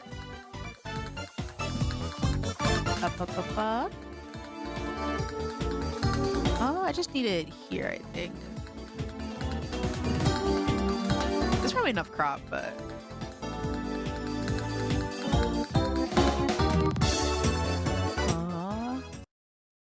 yeah, this bit. Peter?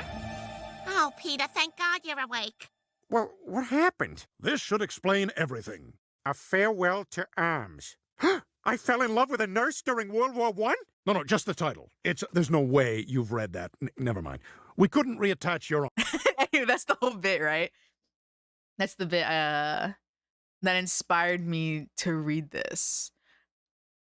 Simple enough description given by Peter. But then I looked it up and it was like, well, it seems simple and short, so I read it. And it is about a guy who fell in love with a nurse during World War I. He's in Italy.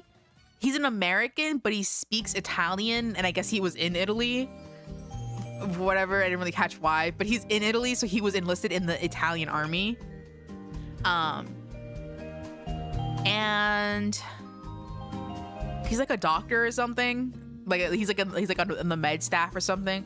And he like goes to a British hospital in Italy, and he meets a young woman. What the hell's her name?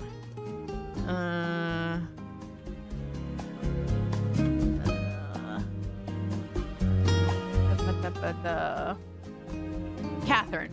So many Catherines in these books I read. Her name's Catherine. Catherine's a really common name back in the day, huh? And I'm thinking about it, like in these early 1900s. I feel like a lot of these books are set in that time. I feel like I encounter a million Catherines in these books.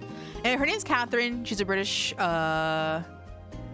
nurse, and he falls in love with her. I think initially like his homie is interested in her, but then Brody shows up. His name's Henry. Henry shows up, and he has more swag, and he talks to her, and she likes him instantly. And the Brody was like, I think she likes you more than she likes me, man.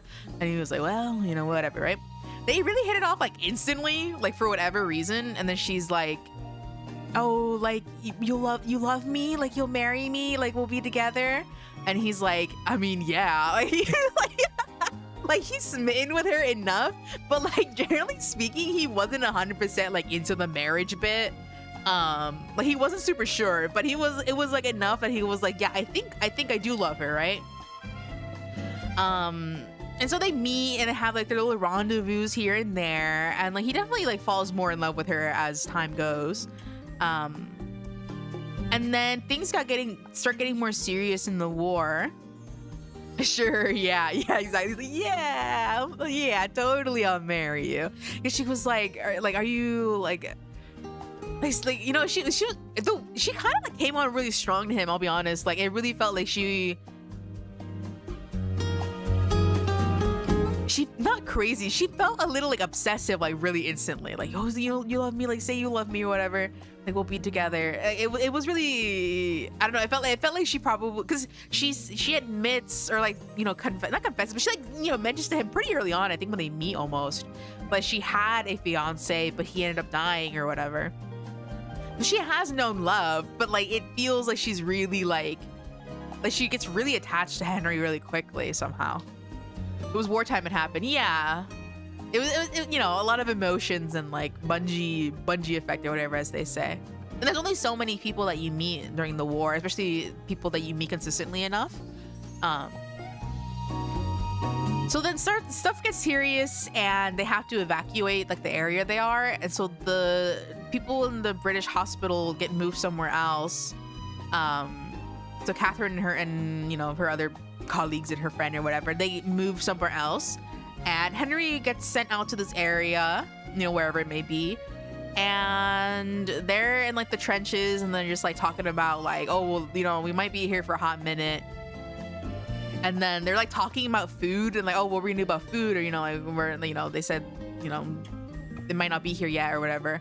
And then they get blown the fuck up, because that's what happens during war. Specifically like the trench warfare, that was the common stuff in World War I.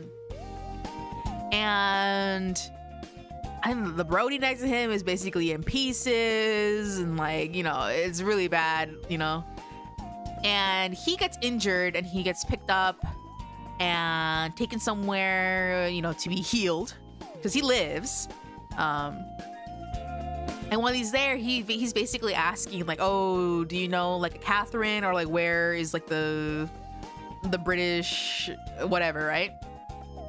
And they're like, well, I don't know, like, they don't really know, right? It's like whatever, like there's a lot of things happen, like you were in a serious thing, like whatever. They end up having to move elsewhere to like a new location. Actually, no, I think I got the order wrong. There's like a moment where him and like the fellas that he was with or whatever, they were like moving across to another location. Actually, let me see the order. This is the worst part that I have when I'm remembering books, is the order of certain scenes gets jumbled up, because there's certain parts that might relate to things later, and then like and my brain connects them. So then the order gets jumped over. Let's see. Okay. Right.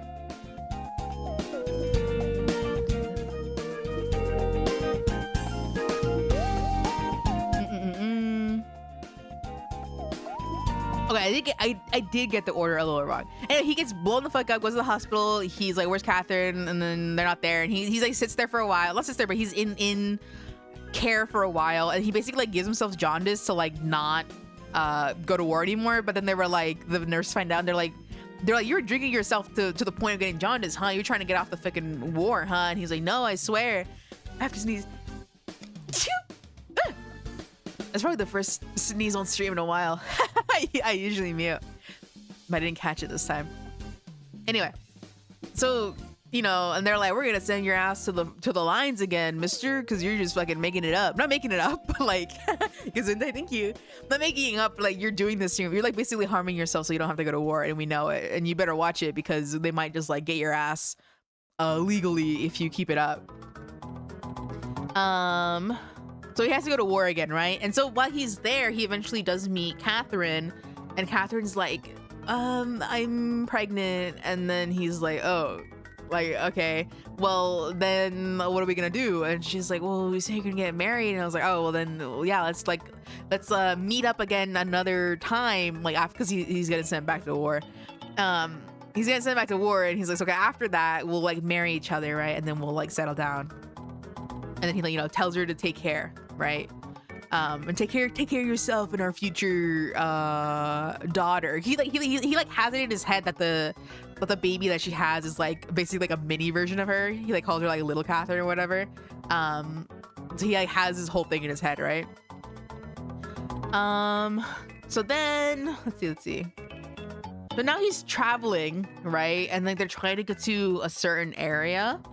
But then the war gets more serious, and now there's like a lot of like blockades in like when they're traveling, and they're kind of traveling in like this I guess like in front of, you know, like kind of like in a line with like people trying to get to a certain town. They're kind of lost. They don't know where they are, and they're kind of just like following what they can see. And then there's like a bridge when there's like soldiers kind of like checkpointing people. And they're like, they see them consistently like pulling people from the side and like, you know, taking them further in or like killing them. And so when Henry goes, like they kind of like rough him up, and then Henry fights back a little, and they were like, you shouldn't have done that or whatever. And, you know, he basically knows it's GG's for him. So then he makes an effort and like jumps off, like, because they were on a bridge, like a bridge pass or whatever. So he jumps off the bridge and gets into the water and like basically like escapes. And he gets out and he figures out sort of where he is, and goes to like a place. I don't remember what the city was. He goes to like the main city there. He knows where it is, right? He like took a train or something. He like jumped on a train for it. And he goes to the city, right? So now that he's in his city, he tries to learn where Catherine is, and then he figures it out, I guess, or like asks for information. And so he goes to Catherine, and then he like reunites with her, and then, you know, it's a little nice or whatever. They spend some time, and then a Brody's like, hey man, like they're coming to get your ass, like they're coming to get you, because you know, like it was like, I guess he was, you know, suspected of like a fleeing, you know, duty or whatever. And this Brody was like, here, like take some civilian clothing, like I'll move your luggage discreetly, and then you and Catherine can go on this boat and go to Switzerland, right? And go to Switzerland, and like run away essentially. They do so, and then they make it to Switzerland, and they manage to lie convincingly enough, I suppose. I think there's a little bit of help of money, because he had some money that he showed the border patrol, if you will. And he kind of like convinced them like, oh, we're just a British American couple trying to come here for the sports.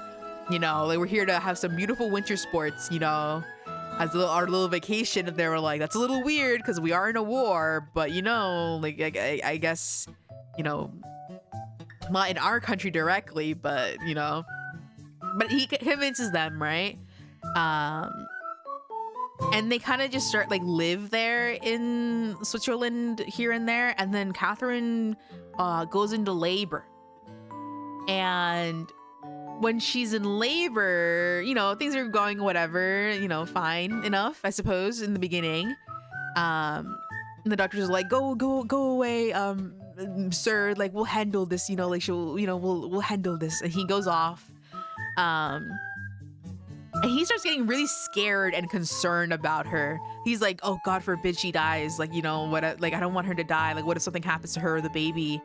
Like, it really starts eating him up while he's, you know, out, whatever. And he goes back and, you know, the baby's born and he sees them, like, I guess doing, like, tests on the baby.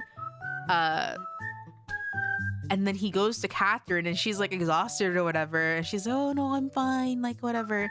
But then, you know, not too long after, actually no, it wasn't that. It was like, they were like, oh, she's having a hard time doing, I was gonna say a live birth. That's what they call it when like mammals, like when animals give birth, like it's like a live birth with versus like what, egg or whatever. But she's not an animal, she's a person. But she's doing like a natural birth, like through the canal. She was having a hard time doing the pushing stuff, so they were like, okay, we have a couple options. You can either just like grab it and yank it out, or we can do a C-section. And he was like, well, let's do the C-section because it might be easier, or like, you know, less fatal or whatever. And it's like, okay, we'll do that. I guess they did the C-section and they got the baby out and, you know, the test or whatever. And then she's like tired or whatever, and she's constantly asking for the painkillers. And she's like, you know, oh, this fucking sucks. This is a terrible condition. Like, give me more painkillers or whatever. But she like insists like she's kind of fine, you know.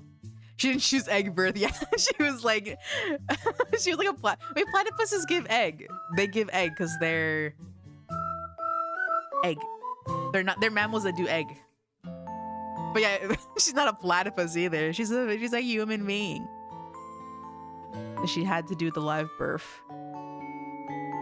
Aren't there sharks that do live birth? Is that a thing? I know sharks have eggs. Do some do live birth? What is it? Whales? Whales do live birth. Do sharks do? I don't remember. I don't remember what the facts are. The shark facts. They give egg? Okay, sharks give egg.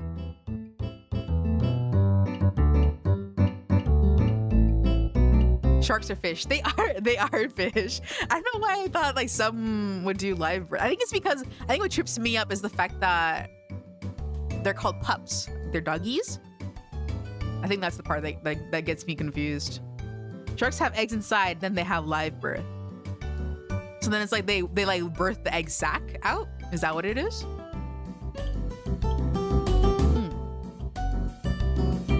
Shark facts.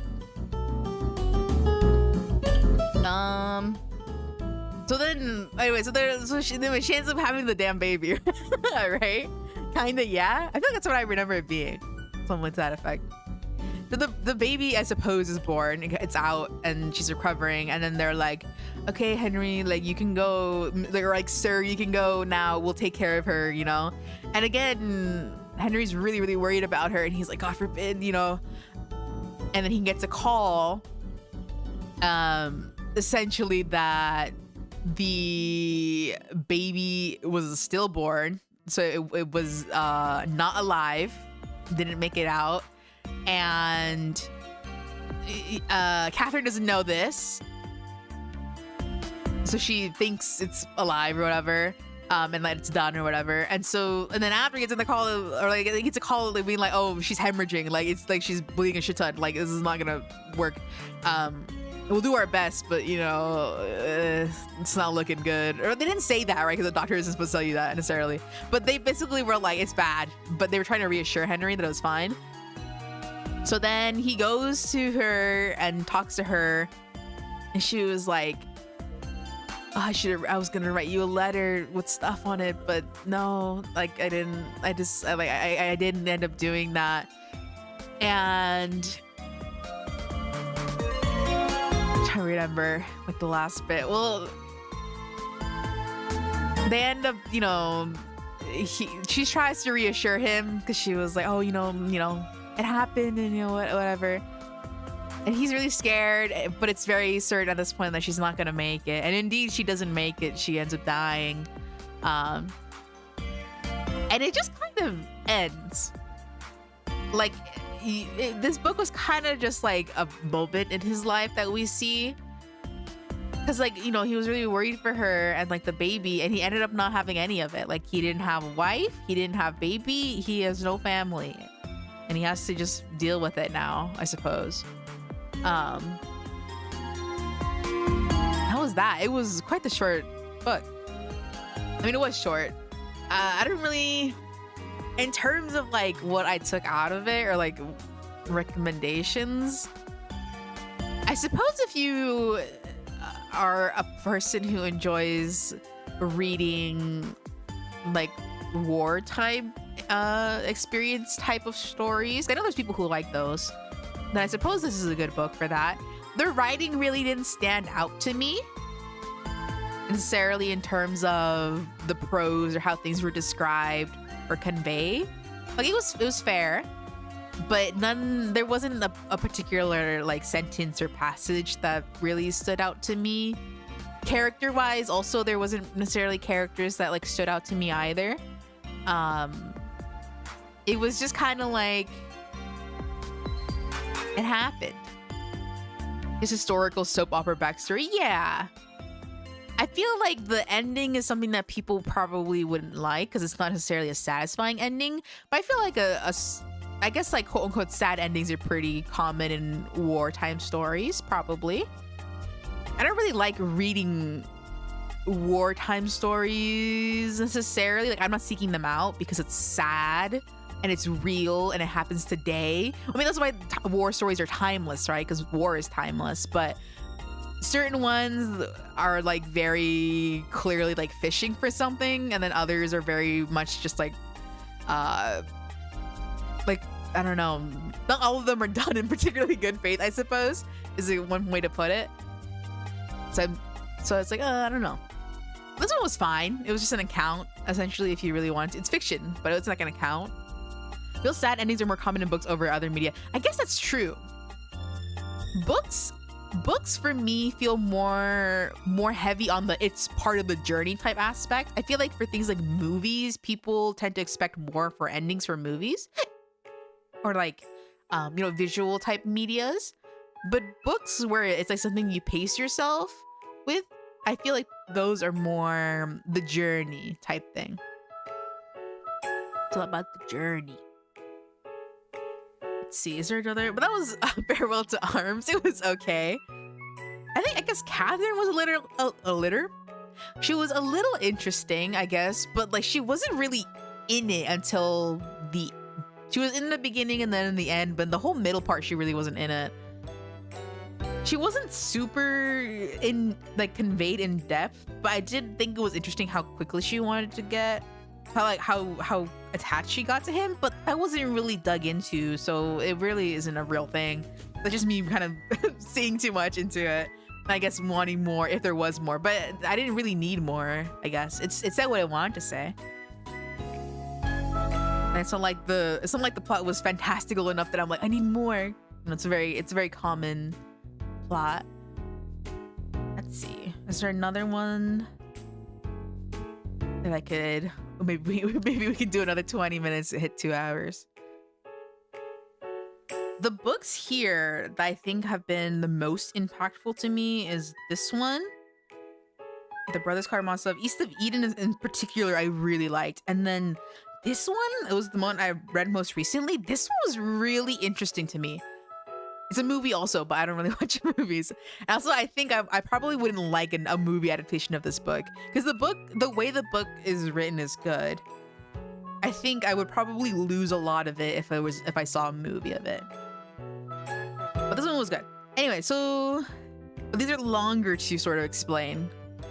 But this one is a little bit shorter, at least in the way that I liked it. This one I think is a pretty famous story. I think it's Mexican. I know the ladies the the older Latina ladies at work were talking about this briefly. It's an older book too, I believe. Like what?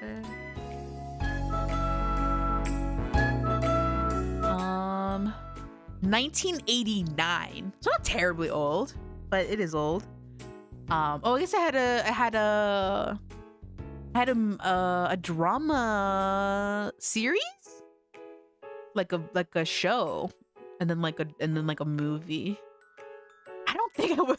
Reading this book, I get why it's famous, but I don't know if I would really enjoy. I don't know, when it comes to things being described as like soap operas or dramas or novellas in like the TV sense, I don't really picture them the same. I'm not there the same way, I suppose. I'm not present the same way people are. I don't know. I remember when the movie came out, it caused panic at school here. The Virgin Suicides, when that one came out. When did that movie come out? Let's see. The Virgin Suicides.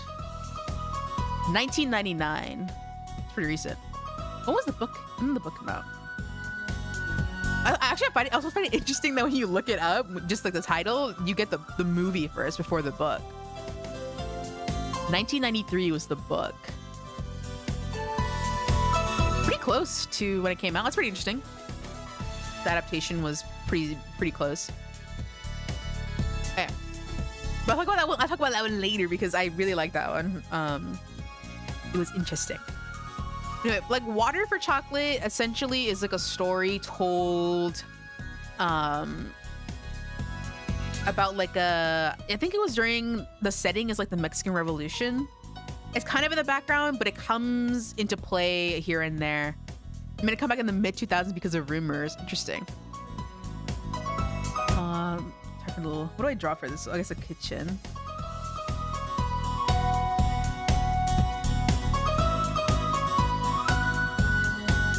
Kitchen.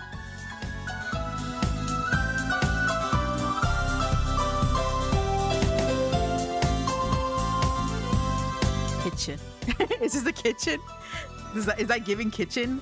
But it's definitely not giving a kitchen from the Mexican Revolution era. What happened like in the 10s also? Mexican Revolution. 1910? Yeah, in the early 1900s. And that was also what the first two books were from. But I don't know if this is written. Anyway, like Water for Chocolate is a story about this young lady named Tita. I think she's basically like a teenager for most of it. And in her family, they live like in a ranch. Or I guess you can call it a ranch, like a property, right? And her family has a sort of fucked up tradition, but if you really think about it, it's really common in a lot of Mexican families in particular.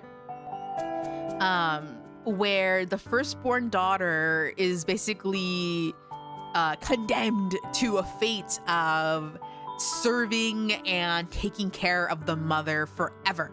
She can't marry, she can't have boyfriends, she can't go anywhere. She has to always be by her mother's side and take care for her every need, right? She has, I think, 3 sisters. Not 2. I think she has 3 though. But she has some sisters, and they basically aren't subscribed to the same fate because they're not the oldest. And it really sucks because their mom isn't nice. Like, she's not a very kind lady, very not nice lady. But she's but Tita's a young woman, and she falls in love with the young man from the village named Pedro. But because of her fate and her role in her family, she can't be with him. But she shares her secret moments here and there with him, and he loves her too. And they're like, oh, promise, like, I'll be with you. And she's like, no, but like my mom, I have like whatever, right? And there are times where she's a little hopeful, but it really isn't possible, right? She has a sister. I think her name was like Rosaura is her sister. Her sister Rosaura likes Pedro and basically like kind of like makes it happen that her and Pedro get married. She basically steals her sister's man, it's fucked up, but it's like She has the advantage because she's not the oldest. She's able to marry whoever she wants, and he's from like a good enough family, and they get along. And she basically just, you know, steals her fucking sister's lover. And naturally, Tita gets really fucking angry and like resentful, and she's like, "What the fuck, man? Like, it's fucked up. Terrible, right?" But you know, she knows there really probably wasn't a solution to it. But it's still, you know, hard to swallow, and it makes her depressed, you know? The common theme and thread that makes this book sort of interesting, literary wise, I suppose, and like storytelling wise, is that the chapters tend to start with like a recipe, right? Tita, she is like raised sort of by the house servant woman who is a cook. She cooks, and she's a fantastic cook. She teaches Tita her ways, and so when the cook dies, Tita becomes the main cook. So she knows all these recipes, and the chapters start out by describing these recipes, and then not only like what goes into them, but also sort of like their historical or like societal backgrounds and like how it applies to the family, sort of, or like the situations at hand. And some of the foods, they start to affect people. The genre that this book is like sort of the poster child of is called magical realism. Let me see what this description for magical realism is. I kind of have a hard time describing it. Magical realism. Seamlessly weaves fantastical dream-like supernatural elements into realistic mundane settings. This is like a really common and present genre in a lot of like Latino, Latin American culture. And this book in particular, I think, is like one of the most common ones that people are familiar with. I think also if a good way to describe one that people might know more recently is Encanto, the Disney movie. Like that's magical realism, where it's like a real life setting and there's like magic in it. It kind of exaggerates the magic, but like, you know, you can do that. It's part of the genre, but you know, it's part of like this like realism. The way I think realism, the way to describe it here is like the way paintings are realism, not like photorealistic, but like, you know, real as in like it shows the human society and condition, you know, like the gleaners or whatever it's called, you know, the people picking hay or whatever. The artwork's like that, but in visual literary form in this case, right? But anyway, so the common recurring thing is that when she cooks something and she feels emotions, when Tita cooks something and she feels like strong emotions, the food that she cooks normally tastes really good, but the person that she has like a, you know, not positive feelings towards, the food tastes bitter and like terrible to them.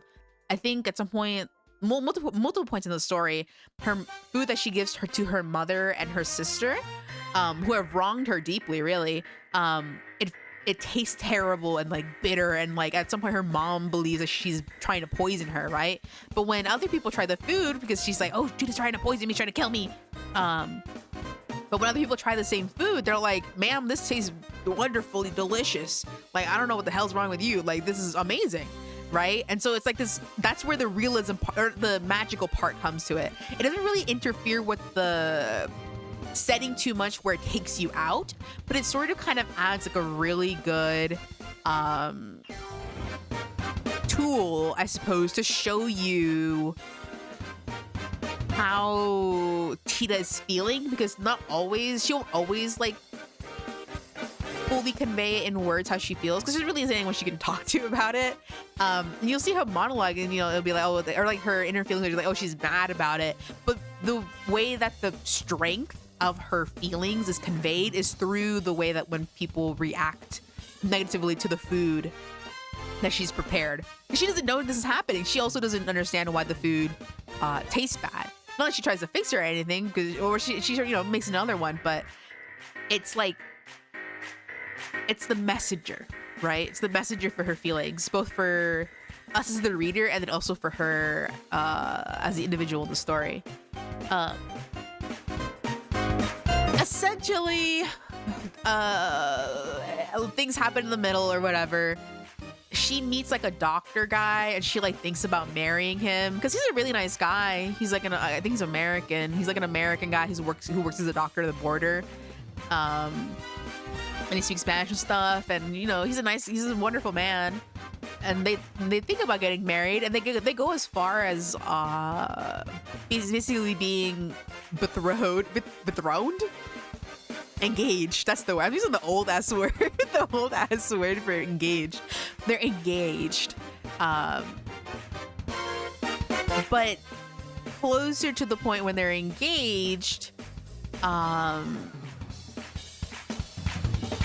Pedro and Tita kind of have, you know, a little bit of a fling, and you know, rekindle their love, right?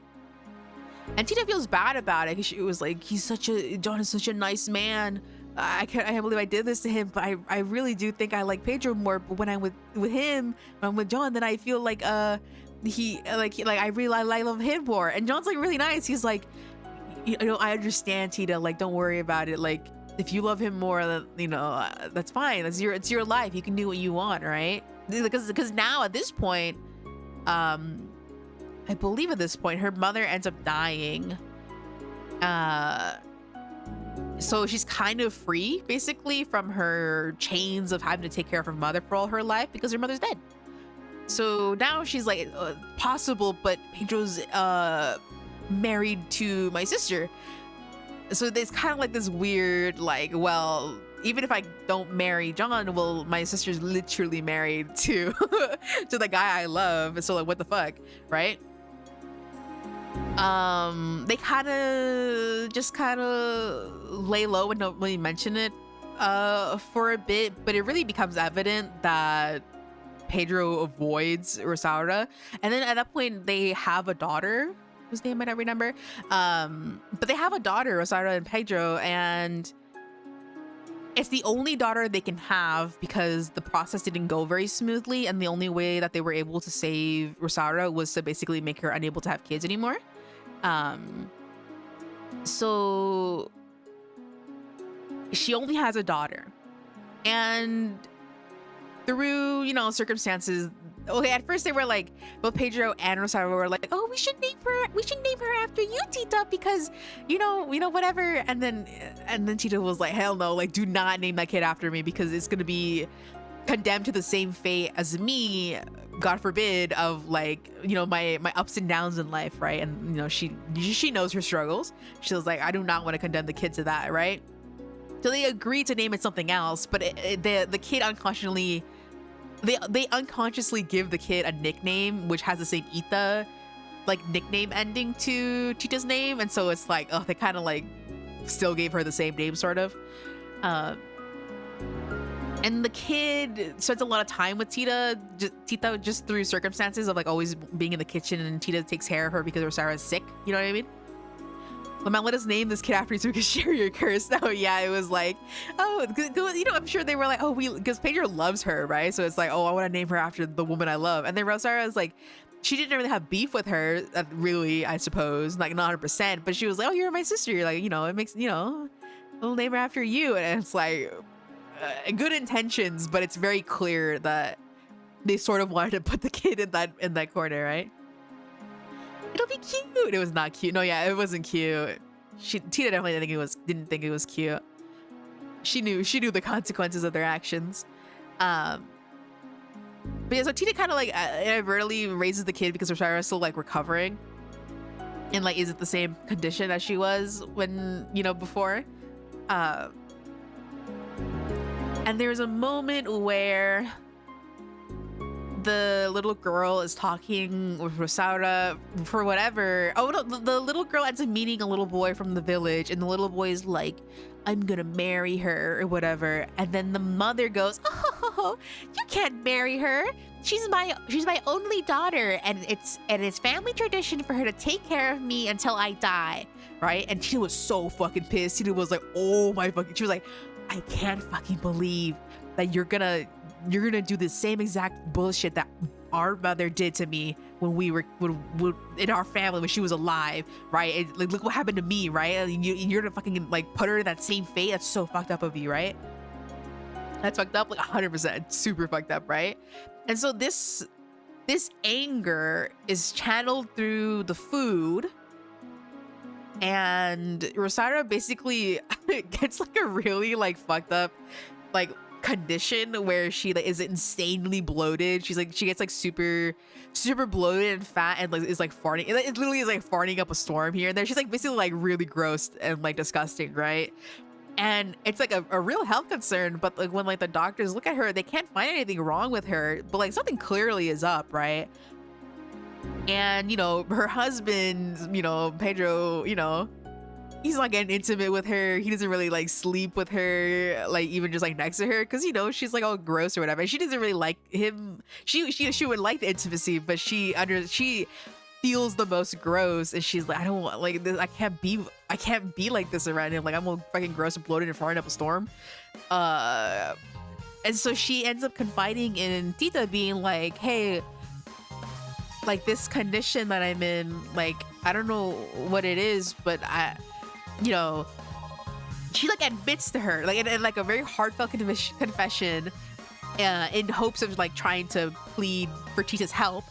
She's like, you know, I always was jealous of you and Pedro, and you know, and I'm sorry things ended up this way, that you know, I ended up having him, but you know, I did love him too, and I'm sorry that whatever. Excuse me. And you know, she pleads her case and she apologizes, and she's like, Tita, I'd like you to, you know, help me get better, like with food, and like, you know, come up with like a diet or something that can help heal me, because this is getting ridiculous and scary. And things were fine, and Tita was really, you know, she felt, you know, she's like, oh, like she really, you know, cares, I guess, or like she feels remorse a little bit. But then Rosaura mentions the fact that her daughter is gonna have to take care of her forever. She basically mentions that fucked up tradition, and Tita gets so fucking mad, because that's basically, she was like, I can't fucking, she was basically ready to forgive her until she brought it up, and she was like, oh my fucking god, like that was it, like that was it, that was the last straw. And she ends up not, again, I think the food doesn't really help her. And then at this point, it's become clear that Tita and Pedro, I keep switching to my American accent when I say Pedro, are, you know, still very emotionally entangled, and they're kind of Rosara's kind of at her wit's end, and she basically goes, you know fucking what? You know what? You can fucking have them. You can fucking have them, but the condition is, you know, like, this cannot be shown to the public. Like, you cannot have people know and notice that you and Pedro are a thing, because he's married to me, and we cannot have this fucking we can't have this weird like fucked up situation be evident, right? Like people could not know. It's so fucking embarrassing or whatever. And she's like, in terms of our daughter, like she was like, I'll be raising her like full time. You have no say or whatever for her or whatever. Excuse me. And it kind of is like this weird middle ground where it's like, you know, they're kind of like coexisting or whatever. But it is like rocky, right? It's just strange. But that's kind of the conclusion that they have, right? Where it was like this weird compromise. Although it kind of like leaves the daughter in like this like non-ideal position, because Tita feels bad for her still, because she's like, oh my gosh, she's gonna be like raised by her mother. Her mother can barely do anything for her, you know, and whatever. And she's also gonna put her through this like curse of a family tradition.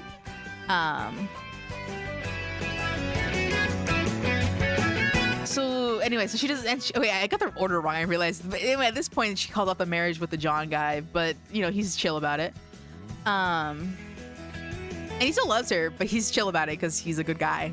Really, he was a fantastic guy. It's a shame that she didn't love him the same way because he was Mr. Right. He had it all. But I digress. And the ending ends up ending with okay, so Rhaenyra ends up dying, right? And it's like, oh, okay. But like that means the daughter was free. She didn't have to do the curse or live through the curse because her mother was dead. And she ends up marrying the little boy that confessed to her when they were kids, right? So happy ending on that point, right? It ends with the marriage of those two. Like that's like the final scene. And then Tita and Pedro are finally able to be together without anyone giving a fart and like without like society's chains, you know, making their love forbidden, right? Because the sister's dead, the mother's dead, and then she doesn't have to. John said it was okay to marry him, so it was fine. The ending, like, low-key is kind of weird. I don't know how old they are at this point, because the way it ends is like, okay, they're finally able to like express their love like in the open. So then they, have a night of passion, if you will, right? But like, I guess it was so fucking good that like Pedro literally ends up dying on the spot. Like, bro, literally like it was so good it fucking killed him. And she realizes that he's dead, and she's like, like lamenting him. And so she like does. I guess this is another like magical aspect, because how do you explain this, right? She like there's like candles in the room because it was supposed to be like romantic or whatever. She eats the candles, and they like light the room. And like light like a fire in her, I suppose. I don't know if it was like a literal fire, but it was a fire. She basically she eats the candles and it lights like a fire, I guess, as opposed to in her pile. I don't know if it's literal. And she ends up like, going to, she sees the tunnel of like, dying or whatever. And she sees him, and then they reunite, and like they like both die. They're both dead, and like it ends with like Esperanza noting like, oh, like these, what we have left of all this, or like of this, is the recipe book that Tito wrote, with all the recipes that we see throughout the chapters or whatever. The ending was I see why they did it, like why, like what that's supposed to say, but it was just weird, and it kind of came out of nowhere to some degree. It's like, damn, it was that good. Like, but I get it, right? Because the whole point is like they were starved of love and intimacy and passion and becoming one the entire book. And so at the end, when they're finally able to have their relationship, like they basically are like, this is all I need, and they peace out. But it's also like they like literally die. Like literally dead. Like, what the fuck? Like, I'm like, imagine having to find that in the morning. Like, it's ridiculous. But I get it. It's like metaphorical and like also literal, right? Because it's like intimacy like that can feel like that to many, right? It's like a human experience that connects the body and soul and the mind, right? I get it. What are right, literally and figuratively? No, yeah. Bro, literally. I keep saying literally so much, bro. I need like a swear jar, but instead of swear, I do actually need a swear jar because I swear so much. This stream has been like me mostly swearing and like expletives, right, as they say. But I need like a jar, like a swear jar, but instead of like swearing, it's like my stupid. No, but it's not stupid. It's important and amazing and beautiful because language is amazing.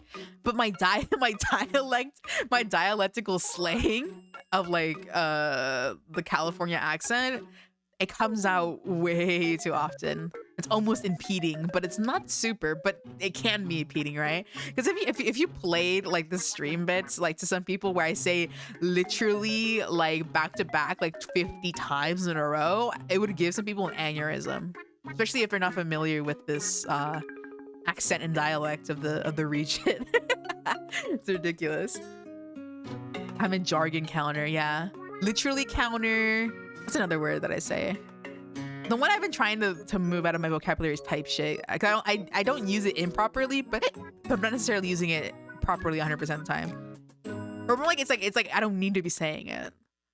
I'm using it grammatically correctly, but it's not necessary. So I'm trying to weed it out. But I still say it here and there. What else? Literally, I curse too much. Well, that's that. 2-hour stream. Wonderful. I love streaming. I love streaming. Let's see. This one. Let me cross it. Oh, wait, no, wait, go. You say shit a lot. I say shit and fuck a lot, bro. I'm like literally. I say way too much. And it's not necessary. But it does get a point across some points, but I feel like it could mean more stuff. It could be stronger when used in limited, delightful quantities, you know what I mean? We got through most of what I've read so far, which is good. But these other ones are definitely going to be their own 2-hour stream. Mostly during games, though. It's true. I feel like I curse a lot in the beginning of this one because I was doing a lot of expletives of like how do I convey strong emotions, and that's what I chose to use, or that's my natural way to do it. But there are other ways to speak to exes pretty often. I feel like it's pretty common. So like in the right spaces, you don't notice it, but like when you're like around certain company, it makes it so easy to notice. Like I'll be watching like a podcast or something, and then it's like normally fine, and I'll watch a podcast near like my family or something, and then like I'm like walking back and forth, and so when they start cursing like repeatedly, I'm not embarrassed, but I start getting conscious of the fact that they're cursing a bunch, and I'm like, oh. And then I feel like in their heads they're like, oh, no wonder she curses so much because she's listening to these foul podcasts and like videos online. And it's like, well, sort of, but also, you know, I don't know, shrugs. I don't know. Metaphors is warranted. I think it's fucked up shit. It really is. Like how do I convey how little he meant to them? It's so sad. It's so sad. These extra windows open. But yeah, those are these books. I'll definitely do another stream for Brothers Karamazov, East of Eden, and Virgin Suicides, because I think those were the longer books out of all of these, and then they were also the most interesting, sort of. But I had a lot of fun talking. It's quite late, so good night, everyone. Sweet dreams. Have fun and listen to good music, good books, good art. Good night. Bye bye. Enjoy reading. Thank you. I love reading. Okay. Bye.